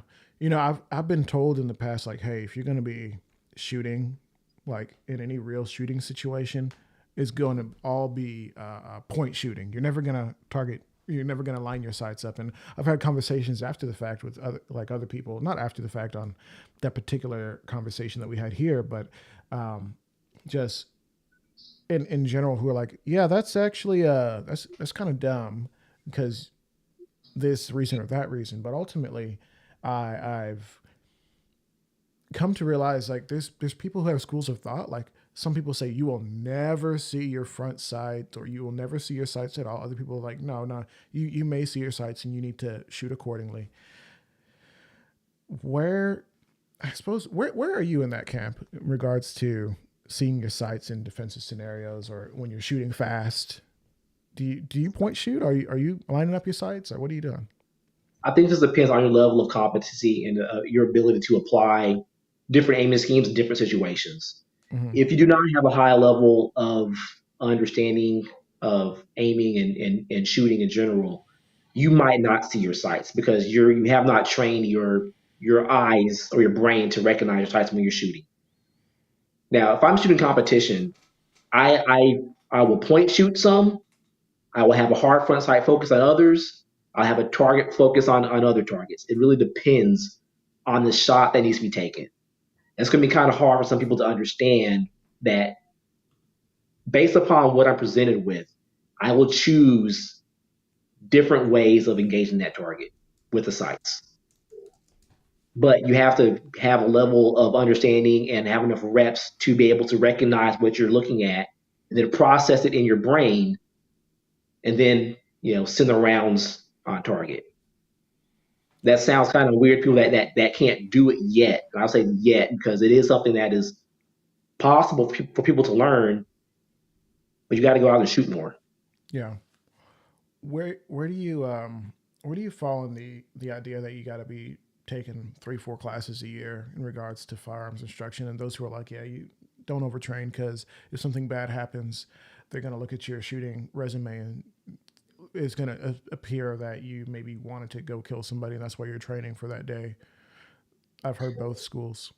Yeah, not a lawyer, but I am in Texas. I don't think that will come up in like a criminal case, Hmm. maybe civilly. But I'm of the mind that you should have as much capability as you're capable of mustering. I'd rather be overmatched in a situation Hmm. than be behind the curve. So I'm of the mind like, train as much as you possibly can, get as much knowledge as you possibly can, you know, practice as often as you can. At the end of the day, you have to win the fight to even be accused of something like this. So Right. let's win first. Let USCCA do their job. Um, Hopefully, you're on the right side of the law, and you should be okay. Um, Yeah. but I Yeah. think you That's can that's it's a true. point where you can overtrain. Where if you're taking too many courses where you haven't absorbed the knowledge from the previous one, probably not a great idea. But people they learn at different rates. Hmm. Um, you know, I kind of use the example of I'd rather take a driving class from somebody that spent 3 years, racing, Formula, 300 cars or whatever, or Ford Light cars or whatever, than somebody that's been driving, to work for 20 years. Now, who's going to have the better understanding of car control? Okay, well, I've been doing it longer in one case, but you've been doing it more intensely in other cases. Yeah. Everybody has different levels of where they're at with their skill level and how fast and how quickly that they're going to learn based upon what environments they're being put in. Yeah. So that's That's gonna be different interesting. for everybody. I try to take at least one class every quarter because I believe that's my responsibility, not just as an instructor, but to my family, for myself to keep myself accountable. Hmm. So yeah, I've done CQB stuff, even team CQB stuff. Not that I think that's super relevant to what I do here at home. Like I'm not gonna have like four guys in a stack, clearing the house with me. Yeah. But um, I've taken some vehicle stuff. I I don't think believe in fighting for vehicles, but I think two-man CQB is way more applicable than what people would think. I don't know. I don't know about stacking up with four guys, five. I don't know, but at least in my context for what I do, it's a little bit different than even I suppose what most people do in regards to the safety team stuff with the church and kind of being ready for things that can happen in that regard. So yeah. And now the vehicle thing, I thought that was interesting that you brought that up because there have been some questions that have been around like, hey, we're seeing a lot of vehicle training, a lot of people shooting in and around cars, even some of our beloveds like Trey Barber. You know, you see him taking the air course, blasting in and around vehicles and such. Um, and I think it's all cool. And I know you've had some thoughts about the practicality of such things. Yeah, and this is just my opinion. I'm not an expert. I'm not a ballistician or anything like that. Just for me, from my standpoint, if I wanted to really mess somebody up, I'd love for them to do it while they're sitting inside of seated inside of a vehicle. They have no mobility, where they can't go anywhere, where there's only a certain amount of ballistic protection that you actually have. For me, like fighting from inside of a vehicle, it's like, man, like get out of the car. Like if you stay in there, you're gonna die probably. Um, there's no way for you to really fight back from there. Even if you were able to draw your firearm and start sending rounds, they're going to do what they're going to do coming out of the window. Just that the automotive glass is like really hard, nasty stuff, which is why like you have to have bonded barrier blind ammunition as your carry defense. You carry ammunition. What I usually recommend. So we do live in a world where vehicles are basically everywhere, but unless you have no other option, I don't think that you fighting from the side of a vehicle is a great idea at all whatsoever. Get out, get some mobility. If you just think about it from the standpoint, if you want to ambush somebody, like that's a perfect place for them to be. Mm-hmm. Stuck inside of a vehicle, can't move anywhere. You really can't even shoot like from 180 degrees behind you. You pretty much are limited to know your right side and what's in front of you, like shooting over your shoulder. I mean, you can do it, but like you are severely diminished in your ability to put accurate rounds on target at that point.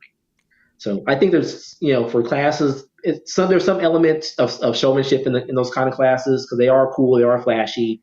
Um, but unless that course includes like an actual ballistic demo about what parts of the vehicle can absorb more bullets, what bullets do once they start going through glass. If your course doesn't include any of that kind of stuff, I think it's kind of useless, kind of content gathering stuff, which is okay. I think there's absolutely a market for that kind of stuff. Some people they would rather have the experience doing cool stuff than necessarily get like good tactical knowledge. I mean, what's the point of skydiving? Do you think that one day your airplane's going to go down and you're just going to give me a parachute? Okay, I got this. And like, there's some things are just fun, but I do, like you just said, I do think we have to understand the difference between like this is life saving information that will actually help you in a scenario that you are even unlikely to encounter versus this is a scenario that I'm teaching you this thing and it's really more fun. Like I'm teaching you to literally like kick this door and do this thing. And it's like, you're probably never going to run into this, let's be honest, but this is just fun to do. Yeah, I mean, if your instructor doesn't kind of tell you that to begin with, like, oh, like this is probably never going to happen to you. I highly Mm-hmm. recommend that if your vehicle is mobile, drive away. That is your best chance of survival. Like you Yeah. don't want to get in a fight where you're basically stuck inside a box while this other person has mobility to be able to flank you and go where you can't go. It's not a good situation to be in. But if they don't, preface it with that kind of statement, Mm-hmm. then it's kind of dubious utility, I think. Yeah. But cool to do. Like I said, I've done a little bit of it. Like it's fun. It's all cool. But like I understand the ramifications of spending too much time basically in a barrel. Like shooting fish in a barrel. Like it's literally that. Like if Yeah. you wanted somebody, if you want to ambush somebody, you don't want them to be in that position, which means that don't be in that position. Go someplace else. Right. Now, like you just said, Jova Q, you got to, dude, send me a DM on Instagram if you can. I'd like to continue our conversation. But he said if your vehicle is operational, get off the X. And I think that's generally the best information. Generally, if you can, just move. But who knows? I'm not the expert. I'm not an expert either, man. I'm just a dad. Like I said, I pull triggers and I pack boxes. That's what I do around here. Pull triggers and pack boxes. Burnt Nugget's been asking this question a bunch. He's got to stop spamming the comment section. What do y'all think about the next big move as far as the Black 2A community? What is the Black 2A community? Is it the more militant guys? Is it just the everyday civilians who, they might take a range day every, quarter or so? Like, what is the Black 2A community? But, he's asking what's the next big thing for I guess, us. Um, I don't know. I don't think there is like a huge black 2A community. I think there's black people that are in 2A. I don't know if there's a large community surrounding it Hmm. because this is kind of one of those things where everybody has their own kind of niche, their own part of it. There are people that are hunters. There are people that are tactical guys, self defense guys. There, the competition folks, and there are folks that like to collect. There's people like to build. So I don't know if we consider ourselves like all part of like one community because there's kind of a lot of infighting amongst and arguing amongst all those little subgroups, whatever it is. So I don't know if it necessarily is community.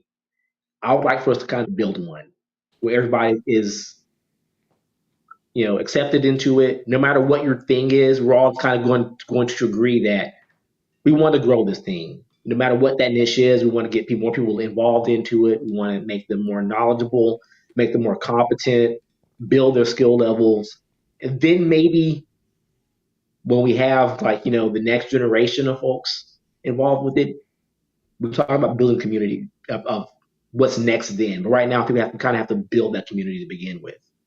Hmm. I think most people they're just now finding firearms. Yeah. You might not necessarily even found Second Amendment yet. Wow. Yeah, no, it is interesting having been in the gun space publicly for I guess 2.5 years now, a little over that, for being technical, um, and realizing that like man, people are are weird. Like if the Black 2A community was the Black 2A community, I could name at least one small online retailer that really did cater specifically to them, that maybe he wouldn't be booming, but he would still be in business, you know?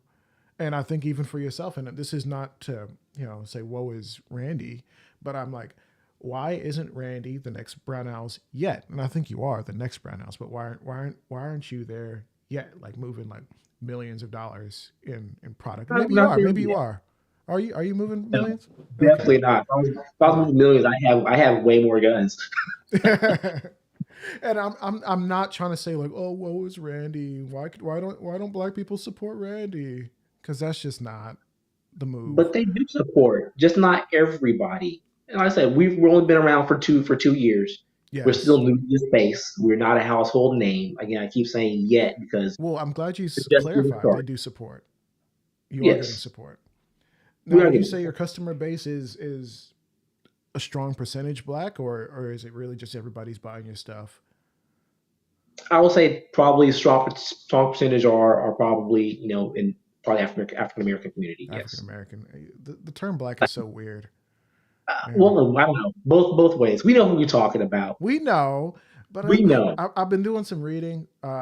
Scout and I, we kind of started a book club almost, and he put me onto some books, and I was just like, oh my gosh, this term is just the worst thing that we could do to ourselves. Why are we calling ourselves this? And maybe we'll have a conversation just talking about all the things that I've been reading. We'll call it, costly book club or something like that, and we'll Hey, just talk about it. trademark it. Let's go. Right. I gotta do that. Right. But like getting back to the point, I'm glad to see that you are being supported, because you have a quality product, and I think that's half the battle. It's creating a quality product that people can be proud of. People aren't logging into your website and be like, "Oh my gosh, I guess we got to support this black-owned business that's literally trash and a half." Like that's probably the most frustrating thing that I run into is when the quote unquote black owned business isn't operating in some level of excellence, some level of pride of what we have. And that's why I try really, really hard to try to make sure like this show looks as good as we can make it look with the budget that we have. Like, I don't want to be in that category of people who I think I deserve your views just because I'm a black dude on the internet. Like, I don't think that's worth your time. Um, So I'm glad to see that your website is beautiful, that you're investing in the upgrades for the website. Like if you guys haven't seen the new website, pinned link, go check it out. Come back to the show, uh, and maybe bookmark something you want to buy. So Appreciate that. yeah. But yeah, like I said, not to the on the excellence part of things. Like I know there's some issues that we had before. We were fulfilling a lot of orders manually, so order processing time was not that good. I was hyper aware of that because as a customer, I wanted my stuff as soon as I can get it. So we have moved to another platform where we have automatic fulfillment on the back end of things. So if you order, um, your product is likely to ship like the next day. Mm. If you are in somewhere in Houston, DFW, or Austin, you might actually have it in your hands the next day, depending on how early in the day you put your order in.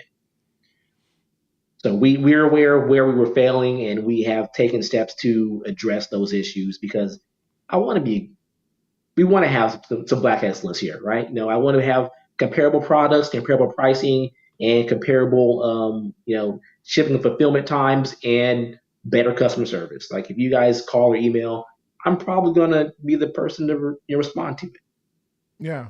Well, I'm so glad that you have the customer service acumen that you have. Like anytime I've ever needed anything, maybe I'm special because I have a front a visible to a brand. And how visible is it really? I don't know. Like people can find me if they look if I'm not shadow banned. But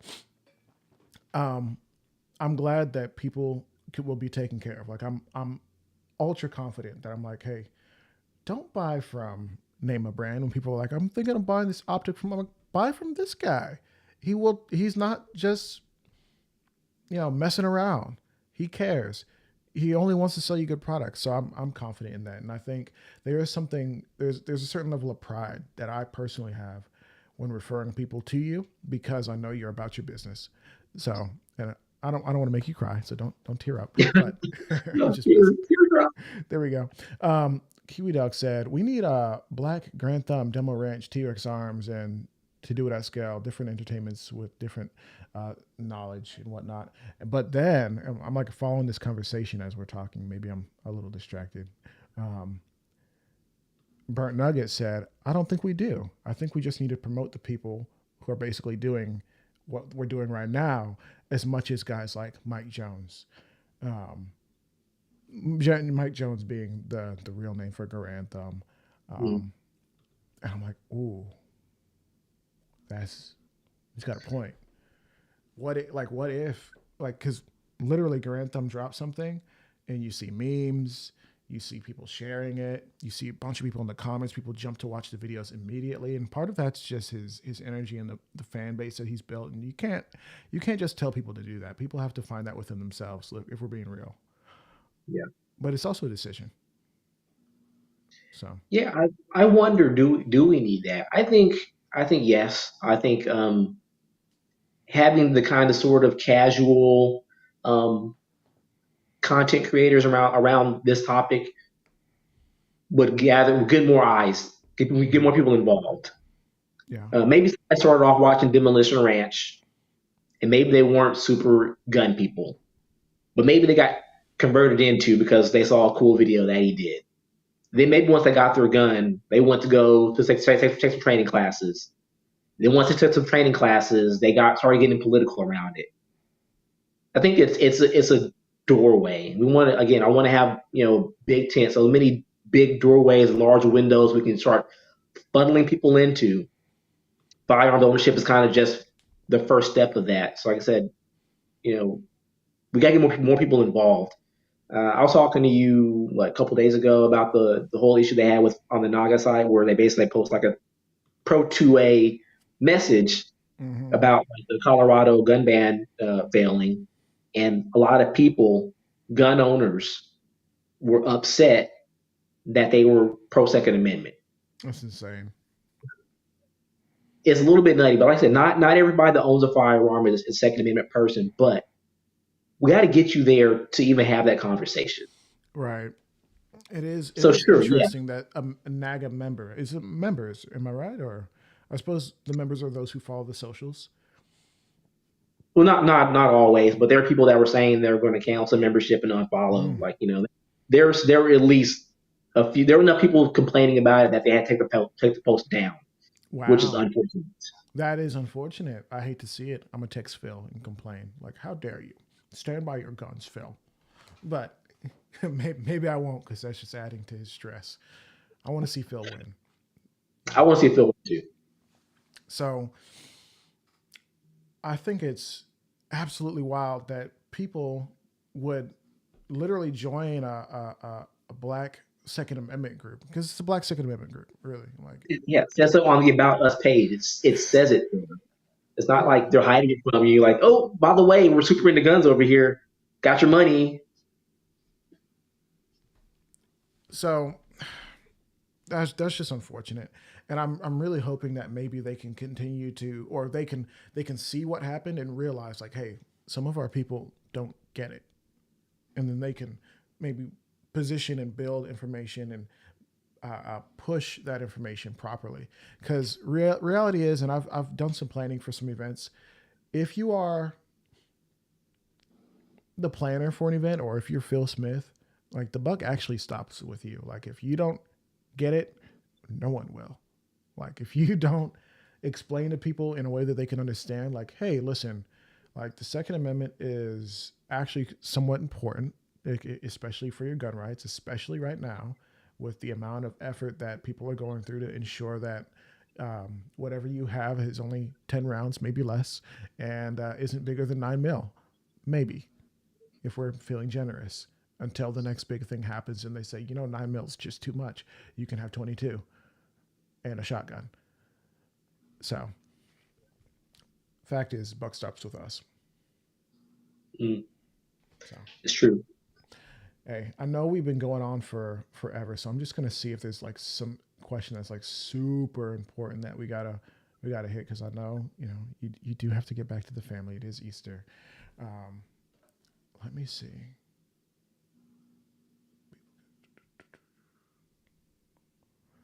I think this one's good. So it says, spread this thing out. 2020 showing why we need more people like Randy and more black dealers and FFLs in 2020. We saw who controlled the ammo and arms. Our communities need people who can be resources for us. Do you agree or disagree with that statement? No, I agree with that statement. Because again, the reason why people are not getting involved because they don't feel comfortable. So if Yeah. it takes, having, a black FFL and a black instructor to get somebody involved, even to Yeah. begin with, we can work on expanding them out later on. We got to get people comfortable and get them involved at the very first stage. Yeah. Fair enough. So, guys, I had a great time. Randy, thank you so much for coming on the show, for sharing, for sticking around for in excess of 2 hours. I Has it truly been that do long? appreciate it. It's been that long. But once we get talking, it's like, man, this is normal for us. Call for conversations, man. Constant conversations. Guys, we got to keep doing this. We got to do this again. But of course, ooh, okay. Um, Another good question. oh, yeah, Shoot. yeah, yeah. I feel like it's a good question. So any answers on the armed black movements in the future? So I've been seeing, like, if we look back at is the NFAC still around? You know, they're not messing around coalition. If you want to keep it PG, um, not friggin' around coalition. What are your thoughts on that? Like the armed black movement in the future. I mean, there's guys who get in formations and they've made mistakes in the past. They've been targeted by the FBI. It seems. Is there a future for those guys? Sure. I know a few guys that do the formation things. Just I think right now, these different groups have different ideologies. And some of them, I support our community defense aspect of it, but then some of the stuff gets kind of weird in some certain areas, which I don't mess with too much. So uh, I think there's a space for it, but there's always going to be a stigma associated with it. because it always has been. Let's just be honest. Just going back to like the original Panthers, you Yeah. know, they I mean, got they got they got gun control pushed through in California from a yeah, Republican governor. That's yeah, supposed to support Second Amendment. So supposed to. supposed to. Um, Supposed to. but I think that groups have to be careful about how they are structuring what their ideologies are and who they have leading these groups. Okay. I think there's vacuum of leadership in any organization. If you have that vacuum, bad things can happen. Yeah. Um, you're going to follow a group or be part of a group. Make sure you agree with what they're doing, and make sure they have good leadership, and you're not just following along to be part of the club. Yeah, I think I've seen a lot of people get what like the interesting word would be like radicalized almost like, hey, I'm normally I wouldn't really be interested in doing these certain things, but now I'm like very excited to do these certain things. I'm like, oh, that's weird. That's weird. Yeah. So either way, I think overall the idea of having black armed movements is not a bad thing. I think it's actually generally a positive thing. But like you said, the the leadership can make or break such things. So And it usually does.